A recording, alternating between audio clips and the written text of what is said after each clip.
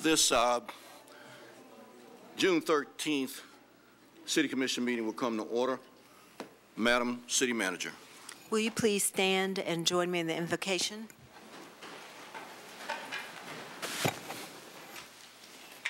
Dear God, as our community moves into the relaxed months of summer, we pause to thank you for all of the blessings that you have bestowed on our community and our citizens. We pray for joyous moments in the coming months spent with family, friends, and loved ones. And now as we convene this business meeting, we ask your divine wisdom in all things done on behalf of our citizens. In your name we pray. Amen. Pledge. I pledge allegiance to the flag of the United States of America and to the republic for which it stands, one nation, under God, indivisible, with liberty and justice for all. All right. Are there agenda modifications? Good evening, Mr. Mayor. We do have several agenda mods tonight. We have two additions to tonight's agenda. Item 5.04 is an addition. This is a proclamation recognizing Caribbean Heritage Month. And we have a second item, number 13.07, discussion of PBA collective bargaining agreements and the ratification associated with that. That's been added. We have two deletions from tonight's agenda. Item 11.01, which is the final report on the 2012 legislative session, and this item has been rescheduled for July 11th. And item 13.06, creation of a joint city-county bicycle work group. This item has been rescheduled also for July 11th. All right. And those are the only mods that I have. There aren't any announcements or anything like that. Well, we're on appearances, right? We got this.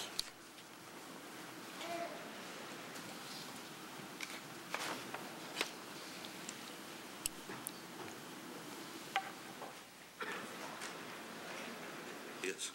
Okay. With Mike Cadro, Sandra Manning, please join me at the podium. One of the reasons Tallahassee is considered one of the most livable cities in America is our great school system. This May, in conjunction with the National Drinking Water Week, the City of Tallahassee's Underground Water Utilities Department hosted its annual water conservation poster contest for area elementary students. This popular competition encourages fourth grade students to use their design creative posters related to saving water. It is a great learning experience, co-sponsored by the city and the American Water Works Association. We received nearly 1,000 poster entries from over 25 classes in Leon County. And we'd like to take this time now to commend the winners and officially recognize their achievement. We would also like to thank their teachers, and I suspect I see a number of family members out here as well, for their support and encouragement. I will call each winner's name so that each one can come up to the podium individually, and we'll do a photo op or whatever you all want to do. Okay? All right. First of all, honorable mention, Lauren Zhu. Lauren was in Ms. Thomas's class at Gilchrist Elementary. Lauren?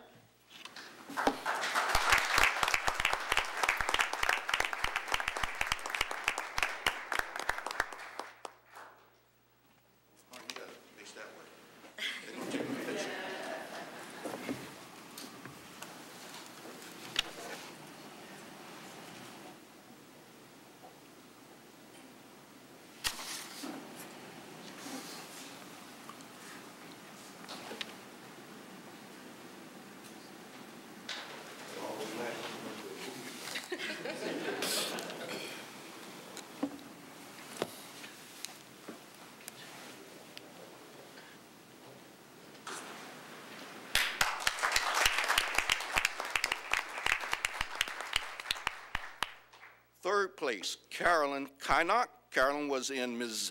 Carol Pinnell's class at Trinity Catholic School. Caroline.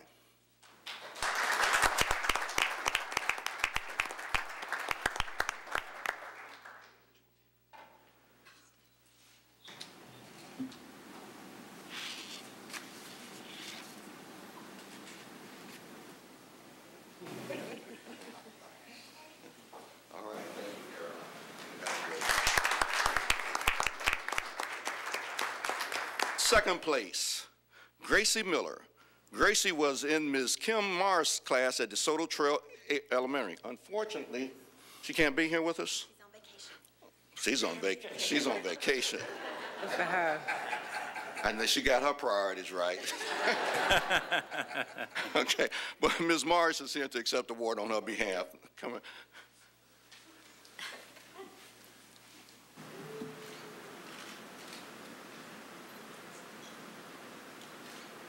Thank you. Thank you. All right, the People's Choice Award, Cindy Kang. Cindy was in Mrs. Poe's class at Gilchrist Elementary. She has since returned to China with her family. So Ms. Poe is here to accept the trophy on her behalf. Mrs. Poe, thank you.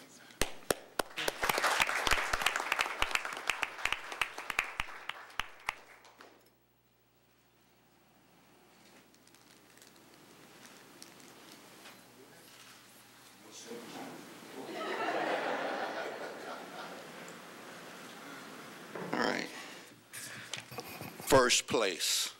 Are you ready? Jason Zhang. Jason was also in Mrs. Poe's class at Gilchrist Elementary. Jason.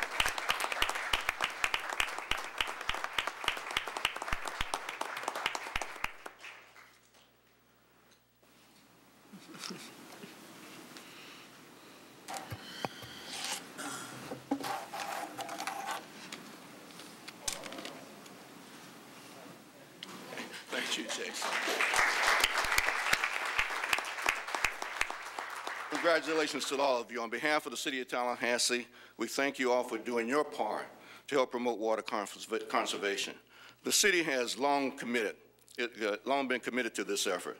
Through its Energy Smart E+ initiative, we are helping customers save energy, we're helping them save water, we're helping them save, most importantly, money. Through these numerous products and services that we're offering. And I encourage everyone to go online, take advantage of the many cost-saving options, and there are a lot of them to help you with your utility bills. Please go online, and you'll find, just go to the City of Tallahassee's website, and there's a link there. So please do that. And these will be displayed, the posters will be displayed in City Hall. You guys are famous.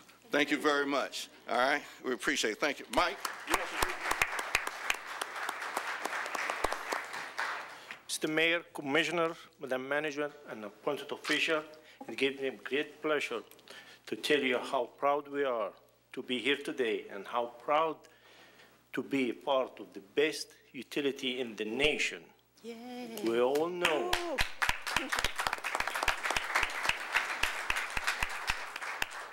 We all know we earned that title and didn't come up to vacuum.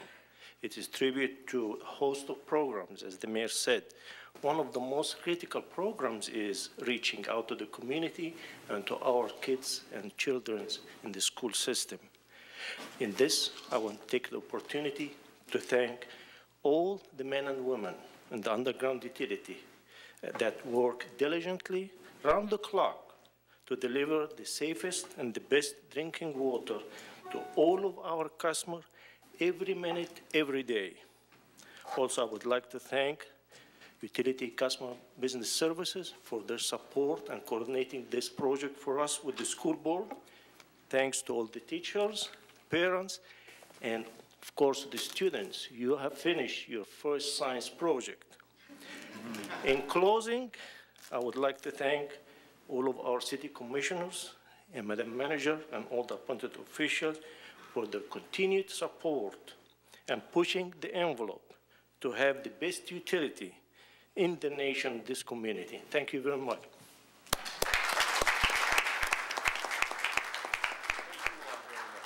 Mike wasn't kidding. We do have the best utility in the United States, and that award, when is it going to happen? Next week. Next week. We have folks flying to Seattle, Washington to get that award, the best public utility, electric utility, that is, in the United States. You'll hear more about it, okay? All right. Thank you. Thank you, guys. Although I wasn't supposed to make that announcement. Okay. Presentation of Home Rule Hero Award. Will Craig Connor and Amber Hughes of the Florida League of Cities, along with their very own Michael Parker. Is Mike here? Thank you. There he is. Join me at the podium. It's yours. Thank you, Mayor. Thank you, Mayor, Commission members. I'm Amber Hughes with the Florida League of Cities. I want to start off by saying I think that the City of Tallahassee is in a unique position when myself and my fellow colleagues go to the legislature. We call on staff a lot of times for their technical expertise, but when you're staff in Tallahassee, we call on you to show up at the Capitol. We call on you probably more than we do the 409 other cities, and for that reason, we would like to honor those people who do stand out and help us when we need to. Michael Parker has been an excellent example of professional city employees and how they should be. He has been responsive to all of our menial questions and everything that we need to know in an environment where the lawmakers are looking more for economic development ideas and job creation. It becomes even more important that we have relationships with people such as Michael. And so I cannot thank him enough and thank the mayor and the commission enough for letting us utilize his time for all the help that he has done for the League of Cities. And for that, I would like to present him with the Home Rule Hero Award. And it says, for outstanding legislative advocacy in 2012 in the fight for municipal home rule, thereby protecting every Floridian's constitutional right to local self-government. So, with that.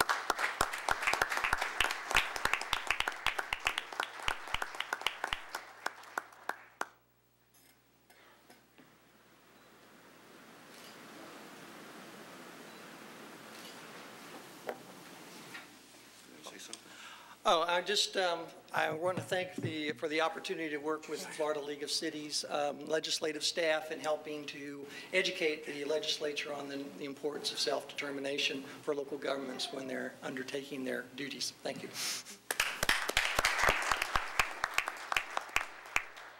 Thank you, Michael. And it's very important that we have our staff contribute to that process over in the legislature, and Michael has just done an outstanding job. We do have other staff members who contribute to that process as well.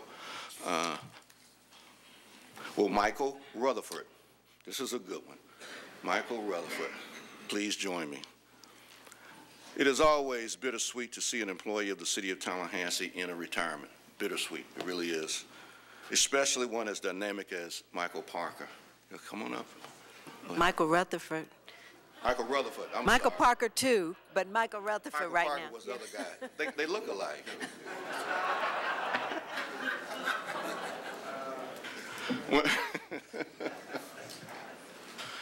When talking to staff, Michael was described as the person that you know you can trust.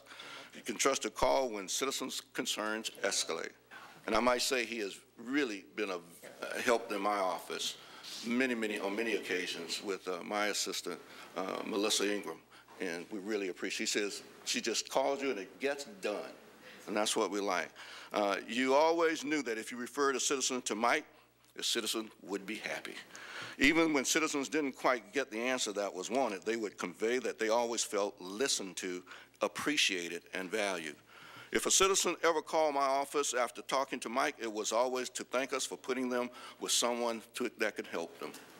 Although he won't be working for the city full-time, Mike will be working full-time in the ministry, spending time with his wife, children, and grandchildren, and continue to set an excellent example for all those around him. Therefore, for all of your years of diligent work with the City of Tallahassee, I would like to present you this proclamation, and it reads, whereas Michael James Frank Rutherford has worked for the City of Tallahassee for 39 years. Ooh. And you still want to retire? When did you start working? 16? 39 years. 18 years old. Wow. How about that? Whereas Michael will officially retire from the city on June 30th, 2012, and he worked 23 years and a half years at the Utility Business Customer Service. Whereas during this tenure, the Utility Business and Customer Services, Mike served as Citizen Service Representative, Supervisor of Citizen Services, Supervisor of Meter Services, Quality Assurance Analyst, a Utility Accounts and Customer Service Specialist with incredible dedication and commitment, making customer service his business as he served the citizens of Tallahassee. And whereas Michael is recognized for his tireless service to others and his efforts to make a positive difference by word, deed, and his infectious laughter. We've seen that already. Okay. I got him, okay. Got me too, Mike. Now, therefore, I, John R. Marks, by the authority vested in me as mayor of the city of Tallahassee, do hereby honor Michael James Frank Rutherford for his excellent service throughout his career and his part in making Tallahassee a great place to live and work. Please join the entire Tallahassee City Commission and me in commending Michael James Frank Rutherford for his dedicated and loyal service and leadership. Thank you, Mike.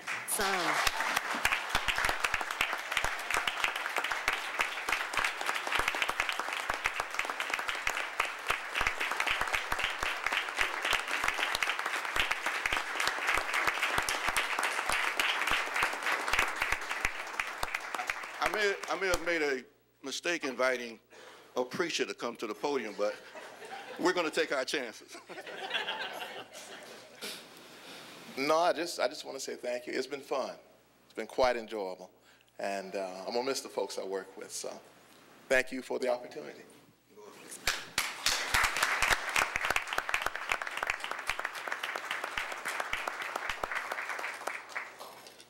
Okay. Thank you. Y'all want to say something? Oh, Reese, I'm sorry. Mr. Mayor and Commissioners, just real quickly, on behalf of all of Michael's coworkers and his friends, that's what we consider ourselves. We're going to miss you. Thank you. But I'm sure we're going to see you around. I'm certain it won't be that easy to see you go, but it's really been a pleasure working with you. Personally, it's been a privilege. Thank you. I've learned a lot, and we can't say thank you enough. Thanks, Michael. Thanks.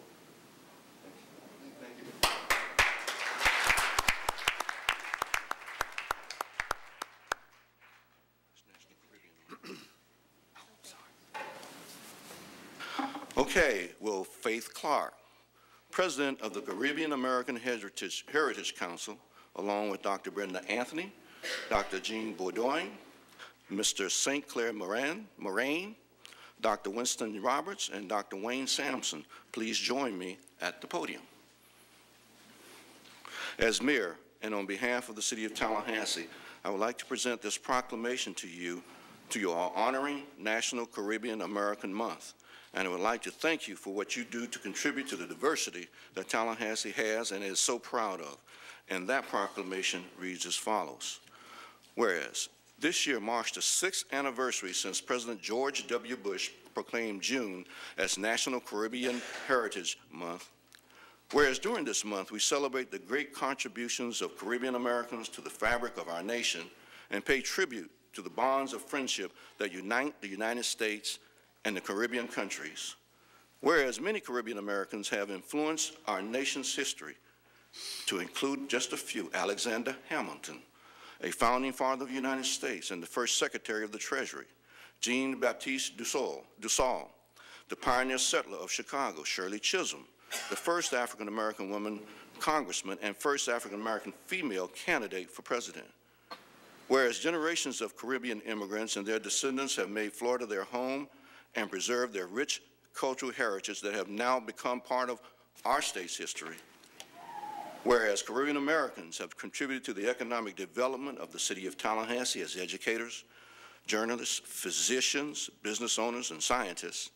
And whereas the Caribbean American Heritage Council of Tallahassee honors local leaders such as Brenda Anthony, Jean Bourdoin, Jean Bourdoin, excuse me, St. Clair Moraine, All right.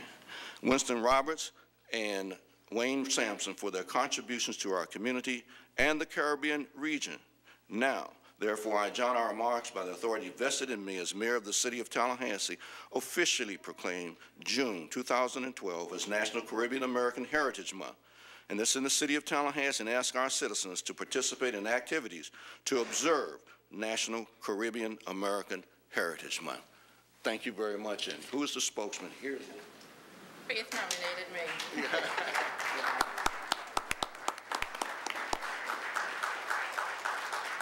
On behalf of the Caribbean Association here in Tallahassee, we'd like to thank you, Mayor Marks, and all of Tallahassee for proclaiming June as Caribbean American Heritage Month. And we'd like you to participate in all of the events that occur during this month, including literacy at the public library for young kids next week. And we culminate the event with an awards dinner honoring all these contributors to the city of Tallahassee. Thank you. Thank you.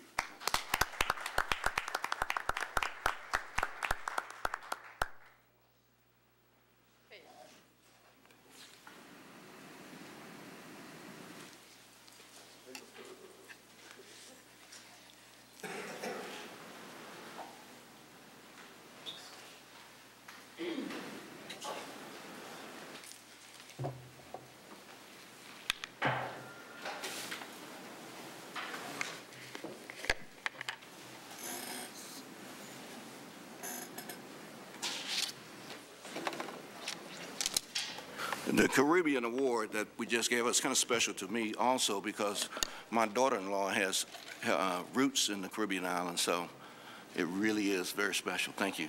Thank you very much. Next item on our agenda. Next item is citizen input on agenda items. Mayor, we have one speaker for citizen input. Al Pacini is here to speak to item 14.01, and I'll remind him that, as with the speakers at the end of the meeting, you have 3 minutes, and a light will turn amber when you have 30 seconds remaining. Thank you. I'm Al Pacini, Executive Director of the Downtown Improvement Authority. I want to thank you for this opportunity to comment on an issue that you will review during agenda item 1401. I'm representing Ms. Dave Eriks and the DIA Board as a follow-up to our meeting with the Long Range Target Issue Committee to review the impact of valet parking at downtown parking meters. The use of free evening meters by valet parking does limit the parking spaces available to downtown visitors that want to park and walk to their downtown destination. The use of the free evening meter parking for valet parking can limit revenues at the allocated revenues at Clayman Plaza. Any additional revenues for Clayman Plaza parking could be used in the future to defray possible enforcement costs. Commissioners, we are for valet parking at any business downtown that is trying to succeed, but we are also trying to determine if a reasonable accommodation is possible to protect some metered parking for those wanting to be closer to their downtown destination at night. So we thank you for the review of this request and your further review of it for possible implementation. Okay. Thank you very much, Mr. Pacini. That's the only speaker at this time. All right. I think we're on consent. We're on consent. I'll move consent. Second. Properly moved and second. All in favor of the motion say aye. Aye. It passes unanimously. Thank you. Next item. Next item is introductions of ordinance, and the city attorney will handle those. Thank you, Madam Manager. Mayor and Commissioners, we have 8 ordinances for introduction this evening. Item 1201, excuse me, is Ordinance 12Z07, proposed amendments to the official zoning map from light industrial to CP. That will be scheduled for public hearing on June 26. Item 1202, Ordinance 12Z17, also a rezoning ordinance from single-family detached R2, RP, and urban fringe to open space, to be scheduled for 2 public hearings, June 27th and July 11th. Item 1203, Ordinance 12Z21, is rezoning from critical planning area and medium-density residential to plan unit development, to be set for public hearing on August 29th. Ordinance 12.04, item 12.04, Ordinance 12Z22, amendments to the zoning map from Central Urban to Central Urban 45 to be set for June 27th. Excuse me, item 12.05, ordinance 12Z24, rezoning from M1 to CP to be set for June 26. Item 12.06, ordinance 12Z25, rezoning from RP2 to R4 to be set for June 26. Item 1207, ordinance 12028, proposed amendments to the City of Tallahassee Code to relating to electric rate pilot programs. One public hearing on that, which will be June 27th, and the last is your comprehensive plan amendment cycle 2012-1, which is ordinance 12027, and that'll be first and only public hearing on June 26th with your joint city-county comp plan hearing. And that's it. All right, those ordinances are introduced at this point. Thank you. Thank you. Next item. This takes us to policy formation and direction, Mr. Mayor, and we've got 6 items. Item 13.01 is the approval of supplemental appropriation for Cascades Park remediation. And Commissioners, this item is requesting supplemental funding to conduct the next phase of work required by our settlement agreement with the U.S. Department, the U.S. Environmental Protection Agency for the Cascade Park Superfund site. And we've made a lot of progress in dealing with the contamination there. However, we have additional work as part of our agreement with them, which includes additional assessment activities, as well as the installation of underground injection wells for conducting field-scale pilot studies coming up this fall. We already have that included in the fiscal year 13 operating budget. And the work in the supplemental funding request must be completed by August 2012 in order to meet the deadlines that we have as part of that agreement. I do believe, I don't see John Powell. John, is John here? Oh, there you are, John. I couldn't see you. John is here, and Cynthia Barber is also here to answer any questions you might have on this item. Commissioners, you got questions? Okay. I just want to know how this integrates with the timeline on the construction and how it interfaces with that. We don't expect there to be any effect on the park construction. We expect most of the field work and installation activities to be complete by early fall. Okay, great. Thank you. I'll move the item. Second. Properly moved and second. All in favor of the motion say aye. Aye. It passes unanimously. Next item. The next item is 13.02, discussion of requests for authorization to award home, Chodo, and Affordable Housing Trust funding to Bethel Community Development Corporation. And Commissioners, you know that we have a long history of partnering with local nonprofits to meet the community's affordable housing needs. In prior years, most of that effort was actually focused on the construction of housing, affordable housing, for low-income home buyers. Due to the economic downturn and because of the dramatic change in the housing market, this strategy has been pretty consistently revised for the last several years. You will recall that maybe 2 meetings ago, we had a similar request to you for the Frenchtown CDC, where we were really trying to find ways to spend existing money that is already out there and needs to be spent by a time certain, and also provide opportunities for the CDCs to survive during these tough times and get the housing that we need so badly in the community. So this will allow for construction of 5 affordable rental housing units. The housing will be 3-bedroom units, and it'll be marketed to low-income families. Mike Parker is here to answer any questions you might have on this item. Questions? I'll move the item, Mayor. Second. Properly moved. Properly moved and second. Discussion. Yeah, just want to comment. Michael, want to applaud you and your staff for really, I think, having a very responsive housing policy and plan for the city. I think as the market has changed, home ownership has changed, banking and lending has obviously evolved, and although a lot of people will conclude that we've got enough rental housing in the area, the truth is as much of that is student housing, which drives the price for affordable rental housing pretty far up. I hope that you all will be in continuous evolution around our housing policies, and I think this is a good move, and I hope you all will monitor it closely. Yeah, Commissioner Gillum is absolutely correct about that. We have a motion and a second. All in favor of the motion say aye.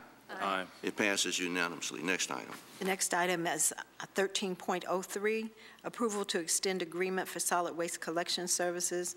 And Commissioners, as you know, we've had some discussions about the fact that we have several solid waste-related contracts that are coming up for expiration. And currently, the City Solid Waste Department picks up half of the city's garbage and trash, while the contractor services provide the other half of the service for residential and recycling services. We have an agreement that expires September 30th, 2013, and it may be extended for 3 years until 2016 upon mutual agreement of both parties. Let me ask Rick Fernandez, are you doing this, or Reginald, to come up and actually talk about where we are. You've heard some of this before, but we want to repeat it for the benefit of the public and talk about where we want to go with this contract in the future and what they're bringing to the table. Thank you, Madam Manager, Mayor, Commissioners. This is the second step, as we spoke earlier in the year, of a trial four-step process. A few weeks ago, you approved the extension of the recycling processing agreement with Recycle Fibers and gave us the authority to issue an RFP for single-stream recycling. The county has expressed an interest in joining us in that effort, and we will obviously welcome that participation. This is the second step. This deals with garbage collection, trash collection, all the collection services. As the manager said, the current contract has a clause for a 3-year extension of the contract. We have negotiated with Waste Pro what we consider to be a very favorable contract to both parties. They have agreed to roll back the rates to 2006 levels, and they forego any CPI increase for the next 3 years. In addition to that, we have specialized the services to where Waste Pro will collect all the garbage for the entire city and continue to collect all the recycling for the entire city. The city staff will collect all the yard trash and bulky items. And what this brings about, the specialization does two things. It puts the city staff in a position of beautifying the city, and we have not a contractual obligation, but we have an obligation to you and the manager to do that. And it also provides, the equipment specialization provides some lower cost. We are able to acquire the type of equipment that we need to do the yard trash and expand it across. Obviously, servicing cost is a little bit lower. And at the same time, Waste Pro can specialize the equipment on the garbage side. The contractor has agreed that all new equipment and all replacement equipment, which by the end of, we're asking you for a 5-year extension, that they will turn over their fleet pretty much, will all be natural gas vehicles. In the same token, the equipment that we have in the agenda item that we're asking you to give us the authority to procure will also be natural gas. It meets all the tests that we have talked to the E&E committee about, all the financial tests. The break-even point for that equipment is 6 years, and the life of the equipment is about 12 to 13 years. So all in all, I recommend it highly to you, recommend this action, and what it will do, the savings will help us mitigate any rate increase and give us the funding necessary to augment our recycling programs for both commercial and residential. Thank you. Any questions? I'll move the item, Mayor. Great contract. Second. It's properly moved in second. Commissioner Miller. I wanted to comment on this mainly because I wanted to recognize Fleet and working together with Waste. Is my microphone not working? Nothing can hear me today, it seems. All right. I'm going to give up on even trying to talk to you. I want you to notice in your agenda item, they have utilized a new process that they have developed. They've been very proactive in analyzing alternative fuels and whether alternative vehicles are appropriate for replacement as we replace. And in your agenda packet, you'll see that they have calculated that within 6 years this will pay for itself. And this is a very dynamic situation with the compressed natural gas industry right now, and so it may even pay off faster than that.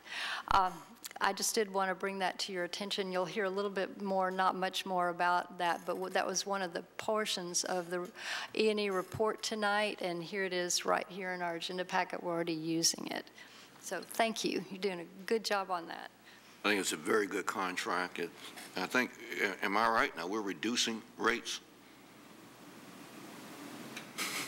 I want to. No, sir.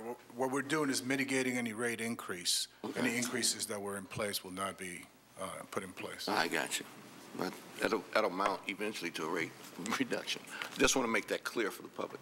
All right, we got a motion and a second. All in favor of the motion, say aye. Aye. It passes unanimously. Thank you. Next item. The next item is 13.04, approval of resolution for the proposed new electric rate pilot programs for businesses. And Commissioners, you've heard a little bit about these as well in the past, but we do need to pass a resolution that confirms them. Over the last several years, we've introduced a number of programs for customers designed to encourage conservation and to also save money for our customers. This item is addressing 3 new proposed programs that the city, in conjunction with our rate consultant, has developed in order to do just that, and also to provide choices and opportunities to our customers as well. We're asking tonight that you approve 2 new commercial rate programs that were developed as part of our continuing smart grid efforts, and also this item will provide a briefing on the economic development rate pilot program. Let me ask Reese Goad to come forward and talk about the both projects as well as the economic development pilot program. Thank you, Madam Manager. Mr. Mayor, Commissioners, we'd like to discuss briefly with you tonight, as the manager indicated, some new programs we would like to offer to our customers. As you know, we've offered many new programs over the last several years. Examples include our Nights and Weekends program that's been well received, our Neighborhood Reach program that's been nationally recognized, and those have gone very, very well, and our customers have been very receptive, and it takes action on the customer's part as well. These programs are aimed at conservation, they're aimed at saving money, and they have broad appeal. And we understand there's no one-size-fits-all approach. And tonight we're talking about our commercial customers and things that we can do, programs that we can put in place to either encourage conservation or stimulate economic growth, create jobs in our community, all which is for the betterment of the utility system, the city, and our community. Tonight, the action we recommend is the adoption of a resolution that establishes 2 new commercial conservation pilot programs. They're technically referred to as the Distributed Generation Program and the Load Control Program. Both of these programs will play an important role in reducing our need to add future power plants as part of our demand-side management plan. So it will be working with our customers to reduce our peak load at our most critical times, and how ultimately that impacts our need to build future power plants, which, as we all know, are environmentally intensive and, frankly, expensive. So this plays a role in that. In addition, we'd like to give you a summary of an economic development rate that we've been working on for some months. It follows on the heels of some real great news that we have the lowest rate for small businesses in the state of Florida to encourage that kind of activity. We know small businesses are the lifeblood of our economy. We have the lowest rate in the state, and we can brag about that. Just recently in January, we were able to with your approval, refund $5.6 million in electric refunds. Commissioner Gillum's sponsorship of that, and he has sponsored the economic development rate by way of the financial, and Commissioner Mushin as well by way of the Financial Viability Committee. So these things we put in place to grow our economy and ultimately fit into the greater good of making sure we use the assets that we have today in place as efficiently as we can, as most economical as we can. Just some specifics on the two programs that you'll vote on tonight, and then I'll come back to the economic development rate. We're proposing, again, a distributed generation program and a load control program, and I'll try to give you just a bit of a flavor for that and not dive too deep. Around town, you may see backup generation located at our larger buildings, retail stores, things like that, places that need to have continuous service and can't really afford typically distribution-related outages. So as we have storms and other kind of events that may cause an outage for an hour or two, certain businesses can't withstand those outages. But the asset's in place. It's been paid for. In fact, it's exercised periodically just to make sure it's in good working condition. Now, we believe we can tap into those assets a modest amount during the year, less than 1% of the hours of the year, potentially. And by doing that, through some hardware and software integration, a very intelligent method of doing this, we can actually run those generators so that it's not inconveniencing the customer and relieve load from our system during peak times. So if you think about it, much like the roadway system, roads are constrained during peak morning hours and peak evening hours. If I could essentially get those cars off the road during those hours, it impacts how I might otherwise plan for, in that scenario, roads. The same principle is true in the electric industry. If I could get you off the peak period, and the peak periods in the case of the electric utility are very few hours of the year. We build power plants typically for a handful of hours in the year, not every hour in the month, not every hour in the week, or not even the same hour every weekday, but for very concentrated peak periods. And it's a delicate approach. We do not have the luxury of not having enough electric power when our customers demand that need. So this would be one method where we could engage with the customer to use assets that they're paying for. We can motivate them by way of a credit, a very customer-focused approach, and coordinate the ability to dispatch that generation. In addition to that, we have the ability now with modern systems and software to interface with building energy management systems. So those systems that will control your larger buildings, that may control the air conditioning, the lighting, all of those things, those typically are not done by people individually controlling thermostats or lighting. They're typically done by some type of software system. We're able to integrate into those systems and potentially with the example of cooling, maybe pre-cool buildings during the day, pre-cool chilled water during the day, and during our critical peak hours, which again are few, we're able to float the temperature with the customer's consent across those peak hours and reduce our peak demand. So a very complicated approach, but it's done in a manner where it doesn't inconvenience the customer or it allows the customer to continue operating their business. The programs that we have are adaptations of programs that have been in the industry for a long time. Typically, they're referred to as interruptible or curtailable, and they've been very rigid. It's been an approach, if we need the power, we're going to simply shed you, we're going to disconnect your service, or ask you to disconnect it, and it's very difficult for businesses to operate in that manner, especially when they have customers to serve. We've taken a very customer-focused approach, and we've interacted with our customers. We've tested some of the terms that we have. So, for example, there would be a maximum number of times in a year that we can exercise these actions. There would be a maximum number of hours, all of which provides us the flexibility that we need to manage our peak demand. And in exchange, the customer would get a credit. We have talked to more than 20 customers at this point, just kind of gauging their interest, making sure that the plan has been developed right. We've discussed this with the Public Service Commission staff to make sure it's in keeping with the rules and regulations of the Public Service Commission, that they would not have any objection. We have successfully navigated through that process.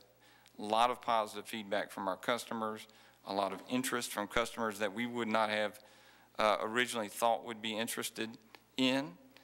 Some customers not interested necessarily in the program, but are more than willing to participate in our need to manage our peak demand. So a lot of good feedback, and the item before you tonight reflects all of that. A little bit more on the economic development rate. we've worked with similar groups on the economic development rate. It started with Commissioner Gillum kind of spurring us to action back in probably November of 2011 to find ways to stimulate the economic environment in our community. Clearly, that's probably easier said than done. You want to do it in a fashion where it doesn't bring harm to in this case, the general body of ratepayers, and it adds value to the community. I think we have found that approach. We've worked with our Citizens Advisory Committee to get their feedback on this. We've also worked closely with the Economic Development Council of the Chamber of Commerce to get their feedback. We really see this as a tool that, in particular, that body can use to attract new business, because this is really aimed at attracting new businesses to Tallahassee.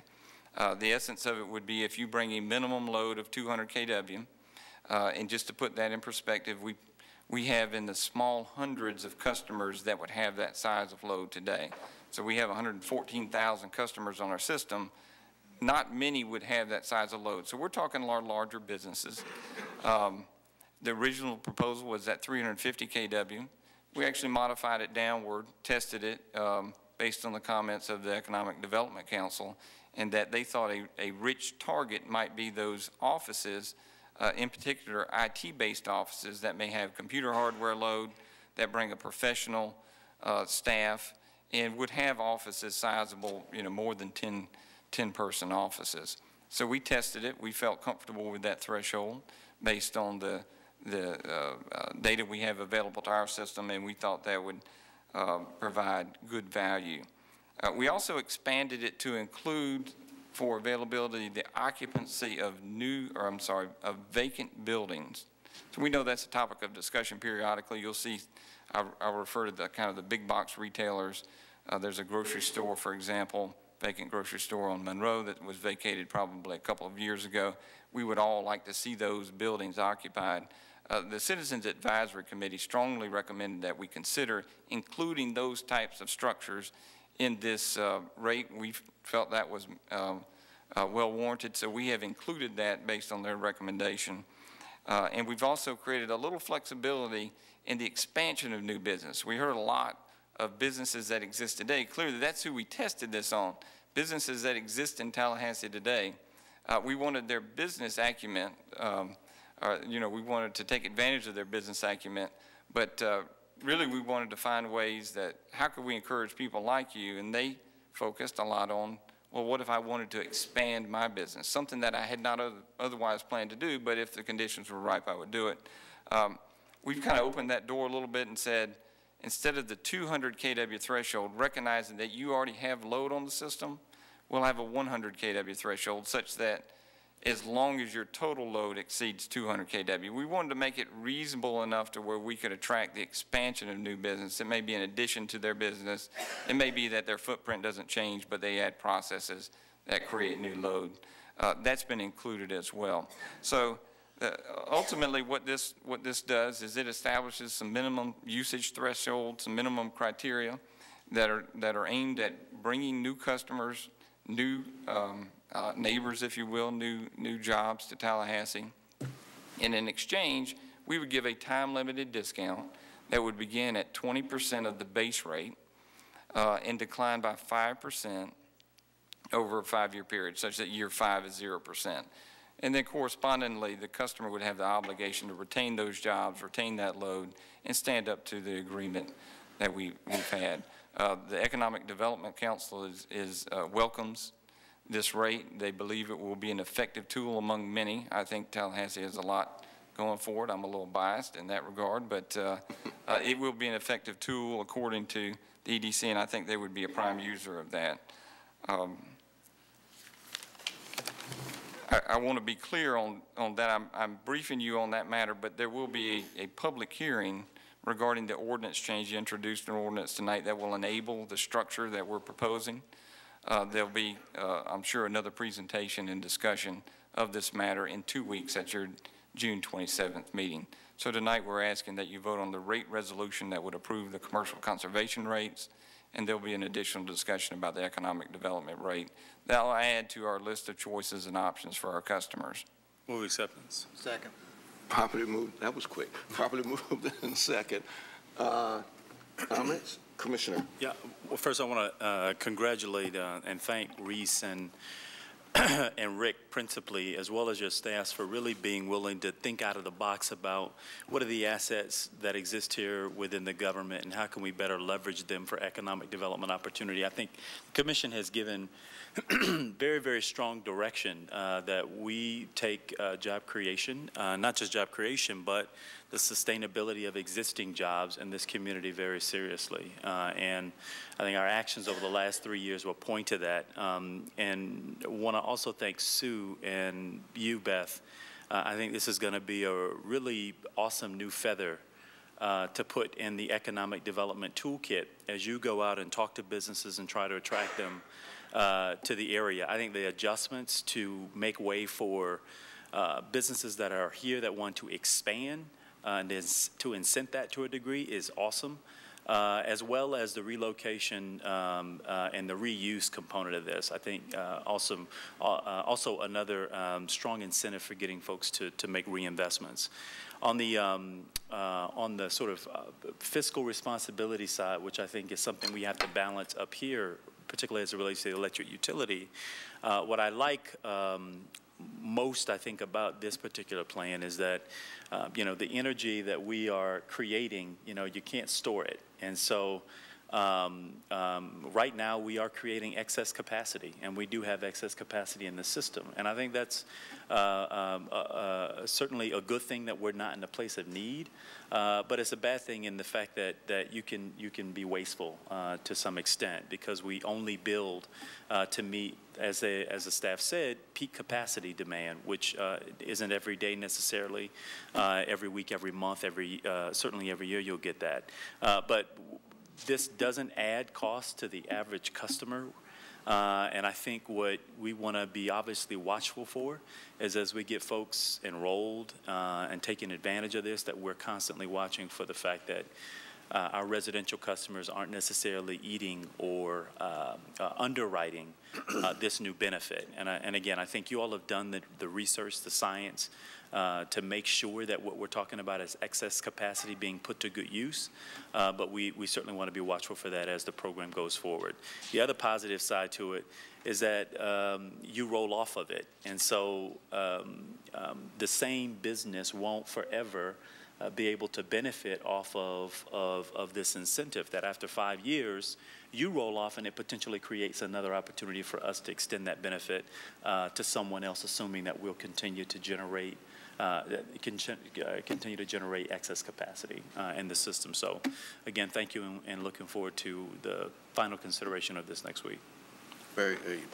Thank you. Anybody else? Commissioner? I just have one question. This is a pilot, and is there a time certain when we'll bring back an evaluation? 2 years, is that what it is?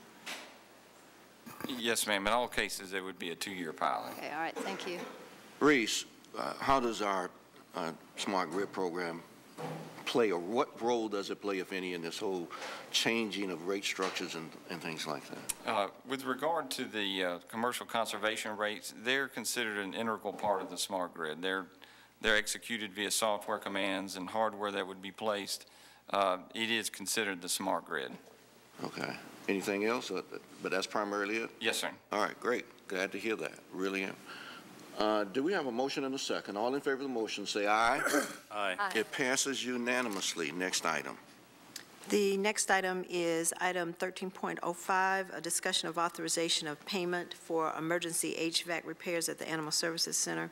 And Commissioners, as you know, the Animal Services Center provides care to approximately 9,000 animals in a 12,500 square foot facility. And we've had some problems there recently that I've been keeping you abreast of related to the HVAC system. The bottom line is, in this agenda item, I'm asking you to ratify an action that we took a couple of months ago and was recently completed to make some critical changes that we considered life safety hazards, both to the animals in the facility as well as our employees and citizens who come into the building. We had some gas leak concerns, and we have had those repaired. we are asking for authority to spend $160,000 that is in the Parks, Recreation, and Neighborhood Affairs budget to make this this cost whole. As I said, as city manager, I do have the authority, financial authority to do this, but I thought it was important to bring this item to the city commission to let you know what we're doing because of the cost associated with it. Questions, comments? Move ratification. Second. Properly moved and second. All in favor of that motion, say aye. Aye. It passes unanimously. The record reflect Commissioner Muschin had to leave. Okay, next item. The next item, 13.06, has been deleted, so the next item is 13.07, which is a discussion of PBA collective bargaining agreements, the fiscal year 2013 reopener. And Commissioners, as you know, in June of 2011, the city and the PBA entered into negotiations to set forth a successor agreement to the reopener provision of Article 11, salaries for pension changes for new hires, effective fiscal year 2013. The current bargaining agreement for police officers and investigators bargaining unit and the current collective bargaining agreement for sergeants and lieutenants bargaining unit commenced on October 1st, 2010. Move. Watch out.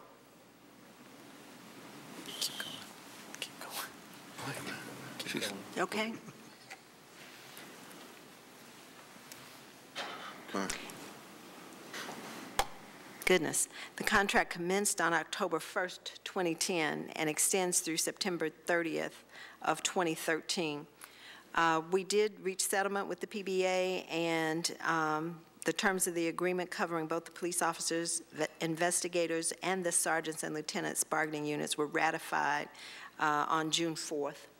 Just last week, 2012, and we're requesting that the City Commission approve the ratified agreements, which will allow them to become effective retroactively. No, I'm sorry, October 1st of 2012. It's not retroactive. Okay. October 1st of 2012. Cassandra Jackson is here to answer any questions you might have on this item. Questions? Motion. I'll move the item. Second. Properly moved and second. You escaped this time. All in favor of the motion, say Mr. aye. Mayor, just real quick, I'm sorry, I forgot. Okay, you didn't escape. Huh? No, one question. This new rate structure will only be applied to new hires? That is correct. So there'll be two classes of contribution? There will always be a 2.44% increase amount for those hired after October 1, 2012. Gotcha. And that rate is up or subject to negotiation each Just like any provision in the contract, when it's opened, when we open the contract, any provision is subject to be negotiated if it's placed on the table for negotiation. Okay, got it. Thank you. Mr. Mayor, I want to take the opportunity to thank the PBA leadership as well as our great HR staff in working together to come to terms on this issue. I'm surprised that leadership isn't here, but we do have two of our officers in the back. Thank you all for what you all are doing. Commissioner. I did want to say when you said that Ms. Jackson got off the hook, I would hardly say that considering the amount of work that you've put into this. And I appreciate that. I know that it has not been easy, and you've been diligent and helpful to us in explaining the options and also to the PBA. So thanks. It's my pleasure. All right. Last week I was asking Raul where Cassandra was, and he said, she's here, why? And I said, well, I haven't seen her. She had been following me around for about a month. Every time I looked up, there was a new something that she had to tell me, so this was a good thing. We got a motion and a second. All in favor of the motion, say aye. Aye. It passes. Commissioner Muschin is still unavailable. Next item. We're on our target issue updates, Mr. Mayor, and we've got reports today from Long Range Planning, Health and Human Services, and Environmental and Energy Resources. And the first target issue is, and I don't see Commissioner Muschin. I did hear the door open. Here he comes. There he comes. On Long Range Planning. All right.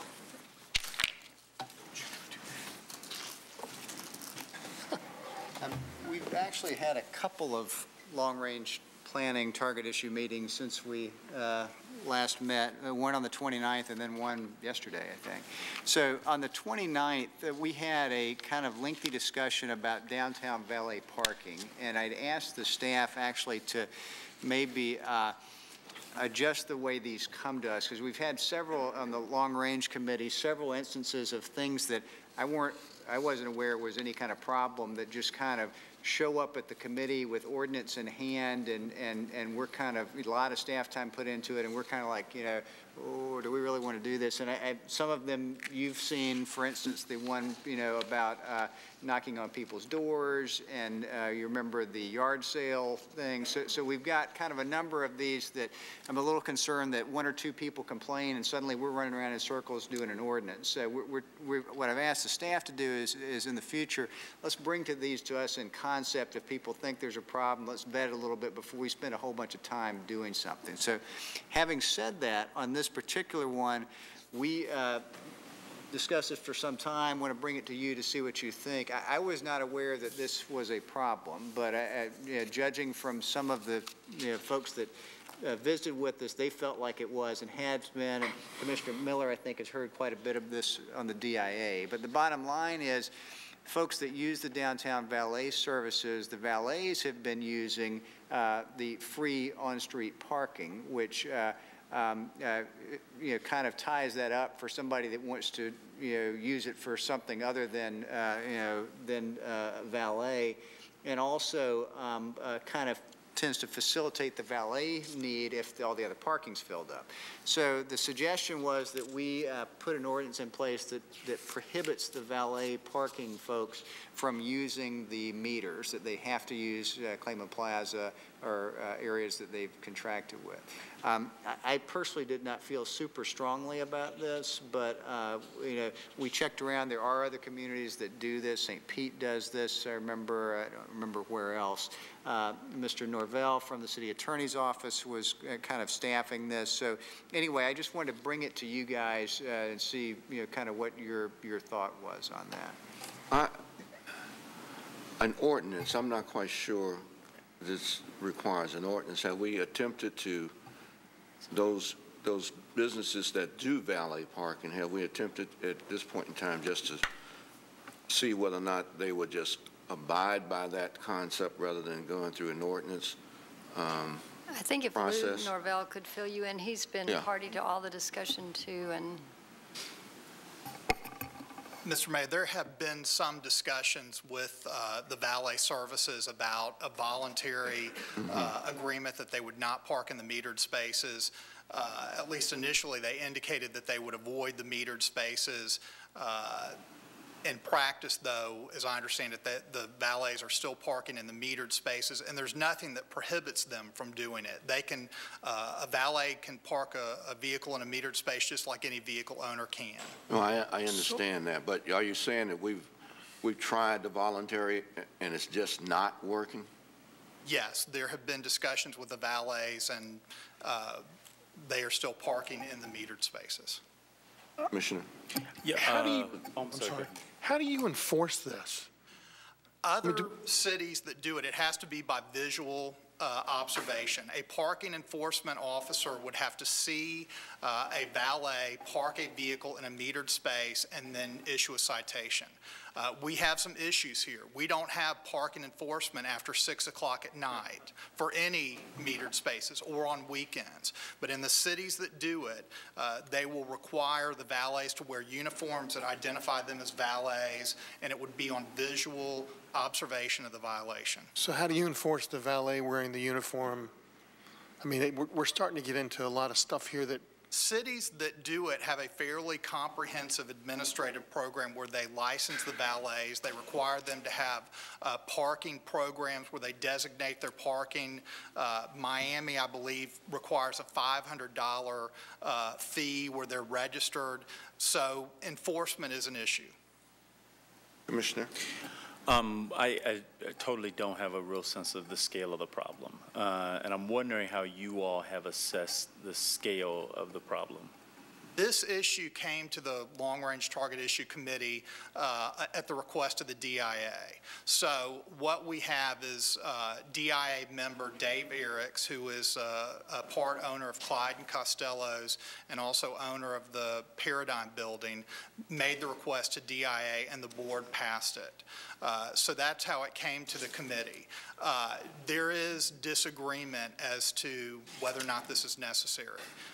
We talked to the Governor's Club that does valet service. They don't support regulation of valets. The Governor's Inn did not support it.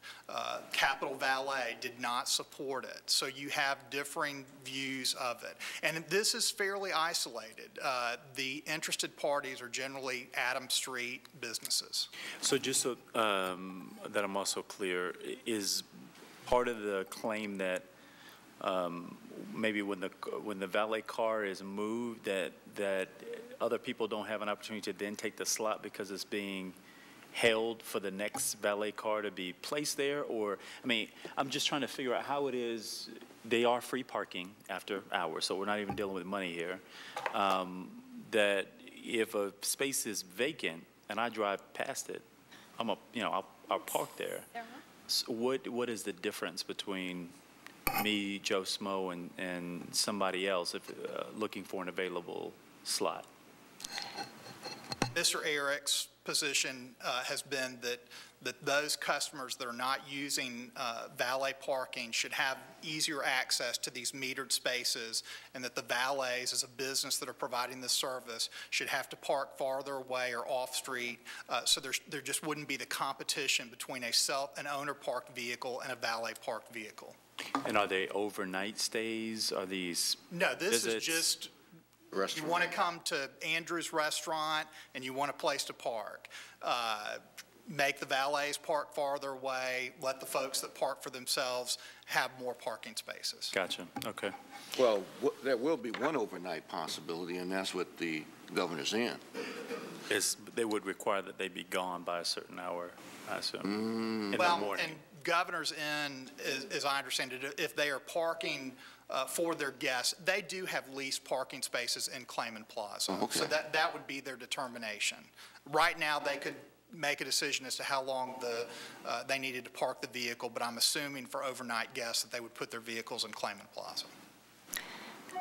Commissioner? I think the main issue is that a lot of the businesses that are downtown don't feel their clientele have anywhere to park. It's not that there's a space that becomes vacant that someone that just wants to drop in for dinner can't park there. It's that there are no vacant parking places. That's what I've heard expressed over and over. And the gentleman from, I guess just Mr. Rossini's here. We had Mr. Eriks at our long-range meeting. We did all discuss, I've been discussing this with Lou for months, but the general complaint is that there is nowhere to park, especially when, the legislature's here, because the valets have all the parking spaces. I guess the other thought is that if you're downtown, utilizing a downtown business service, that's, to me, it seems all to the good. Some people, I know when I was in college, you would determine whether or not you were going to go down to a place by how many cars you saw, and if there were more, that meant stuff was happening. And if there weren't, it was like it's probably dead. That's still the case. Okay. Well, I'm a little torn on this one because I honestly, it would be helpful to have a little bit more information about, again, the scale of the problem, whether or not we're dealing with a situation where folks are literally moving one valet car and replacing another there and really not allowing the opportunity for others to get into it. That would be a problem to me. As I understand it, it is just competition for scarce downtown parking spaces. We have about metered parking spaces, because there is Clayman Plaza. Yes, we have a little bit more than 1,000 parking spaces in Clayman Plaza, and we have about 1,000 metered spaces in the downtown area, kind of broadly defined. Commissioner Muschin. But to me, the biggest problem with this, and what Commissioner Ziffer mentioned, is, we're not hiring extra people to go down and police this in the evening. So, really, even if we do the ordinance, what does that really do? I mean, I'm kind of inclined to, there's sometimes a tendency, in a state government town that if it can be regulated, it should be, and I just don't know that this, I'm not here on imposing this kind of regulatory requirement and the cost associated with it. I think it's just too much cost associated with it. And I don't think it's going to help very much. And the fact of the matter is, as Commissioner Gillum said, those parking spaces are down there and they're open all the time anyway. What I would suggest, however, even notwithstanding the fact that, we've gone to these businesses, that let's make another attempt for them to understand what the situation is and the problem is. And if we can, let's ask them to sign some sort of agreement.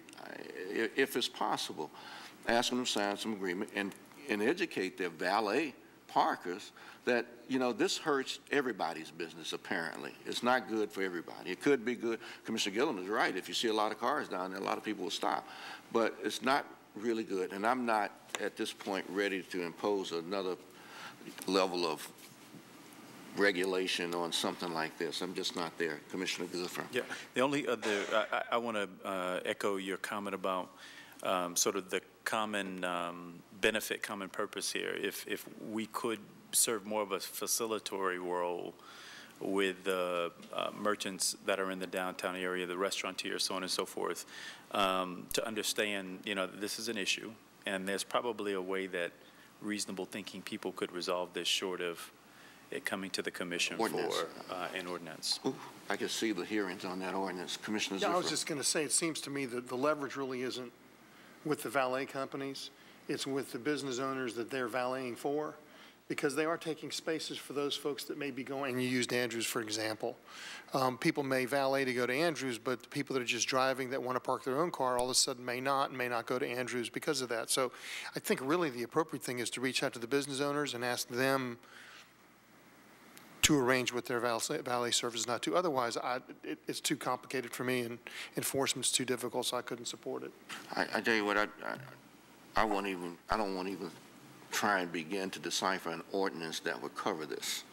It would be, I don't even know where you begin, and the enforcement of it would be a nightmare, in my opinion, at this point. So, all right, well, that's why we brought it to you, to kind of get some general sense. So my sense is that we'll probably let this one go. I think that's for now, and maybe encourage some discussions with the property owners.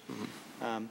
In a sort of similar vein, our meeting yesterday, we had an ordinance for regulation of semi-truck tractors parked in neighborhoods. Apparently, we have something on the books that prohibits a truck of a certain size to be parked in a neighborhood, but at least one person complained, maybe only one, that somebody is parking a tractor, doesn't meet the truck length, but a big old, thing in the neighborhood. And so we were presented with an ordinance. Again, I hadn't heard this was a problem, but evidently somebody's complained about it, to prohibit those as well as the trucks of a certain size.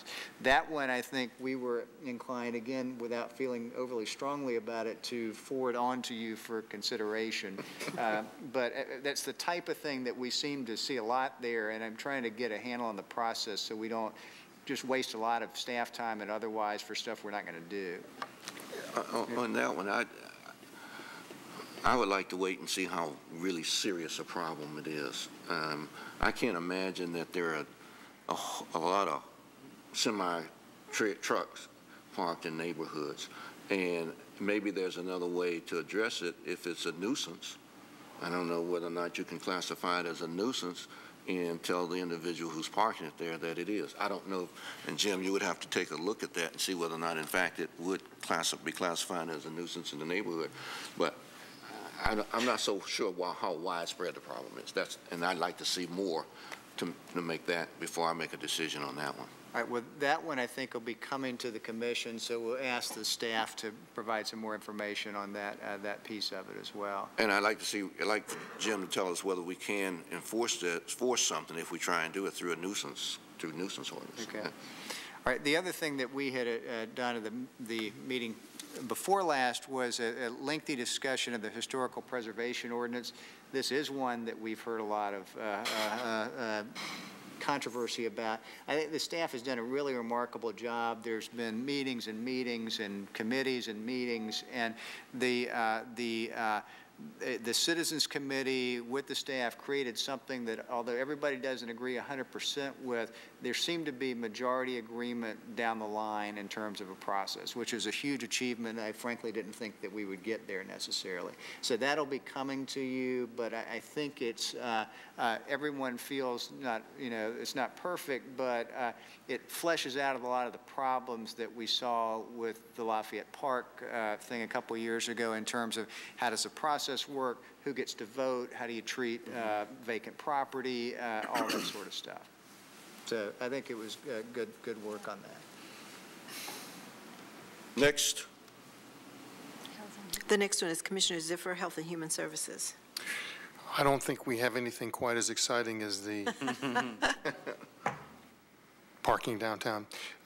We had our meeting this morning, and we had it at Palmer Monroe Teen Center, which was a good place to have it because we received an update on, quite frankly, some tremendous successes that are being were occurring there. And I want to, and I did this morning in the meeting, I congratulated Commissioner Gillen because, quite frankly, without his leadership on this about 2 years ago in getting this program going, we wouldn't be in a position where we are today. So I want to thank him for his leadership. And I think when you hear some of the numbers, you'll all want to do the same. They've really, if you haven't been out there, I encourage you to do so. Because since it's open, there have been some changes and additions. In other words, if you're a student, either middle school and high school, and you go out there, it's not only a matter of seeing the things that you might be interested in, but you're going to see probably your high school logo. You're going to see your middle school logo. You're going to kind of feel like, oh, I belong here. This is a place for me. So right when you walk in the door, if you're a young person, I think you begin to feel like you're wanted there. There were, last year, 76 participants, excuse me, I'm jumping around here and I apologize. The Teen Center program includes a gym, gaming system, a cyber lounge, meeting areas. One of the most incredible things they've set up is there's an audio and there's video production where these young people are creating videos, really good videos. I'm in this line of work, and some of the work that they're doing is on a professional level. They have created from nothing sound booths. They have, with our staff's help, I might add, they created, you've probably seen this when you've seen TV production, where you have a dolly that moves down a track so that the camera's perfectly still. These young people, with the help of our staff, built these dollies and these tracks, so as part of their production, they're getting just wonderful still video. And I think it's something we can all be proud of, and someday we'll probably see some of these kids in, at the end of movies where their names are mentioned. They're doing such good things. And so they're enjoying going there. They really want to be there, and that's a good thing. The Community Connections program, which formerly was known as Restorative Justice, last year, there were 76 participants, and of those 76, only 7 have reoffended. Now, you might say, well, that's 7 reoffended, but that's less than 10%, and the rate before that was 30 to 40%. 30 to 40% recidivism before, and now we're down to less than 10% because of this program. That translates to a lot less money being spent in incarceration, in police department, and all sorts of other services that the city probably provides and the state provides, things that we don't want to do. So the dollars that we're putting into this teen center are paying huge dividends.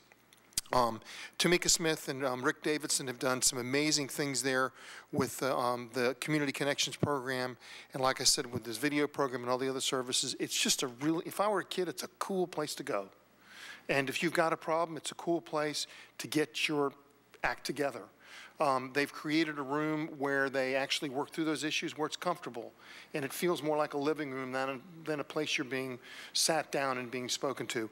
And I think those are all things that work. So I want to, like I said, once again, thank Commissioner Gillum for leading that charge. The other topic that we had was on the CHSP process. The different groups have done their visits, and they have come back with their recommendations. The unfortunate thing is there's $171,000 less this year than there was last year. and that means programs are going to suffer. It may mean some programs don't get any money at all, and some are going to be getting less. There were over $7 million in requests and just under $4.8 million in money that was available. So there's an awful lot of need and not enough money. We should, as a commission, be getting the recommendations in August, as I recall, so we'll be able to have more of a discussion then on the CHSP process. The last discussion we had to do with the Change for Change program. This has come up periodically to this commission as far as what we're going to do. We still have not reached a final decision as far as what our recommendation is going to be.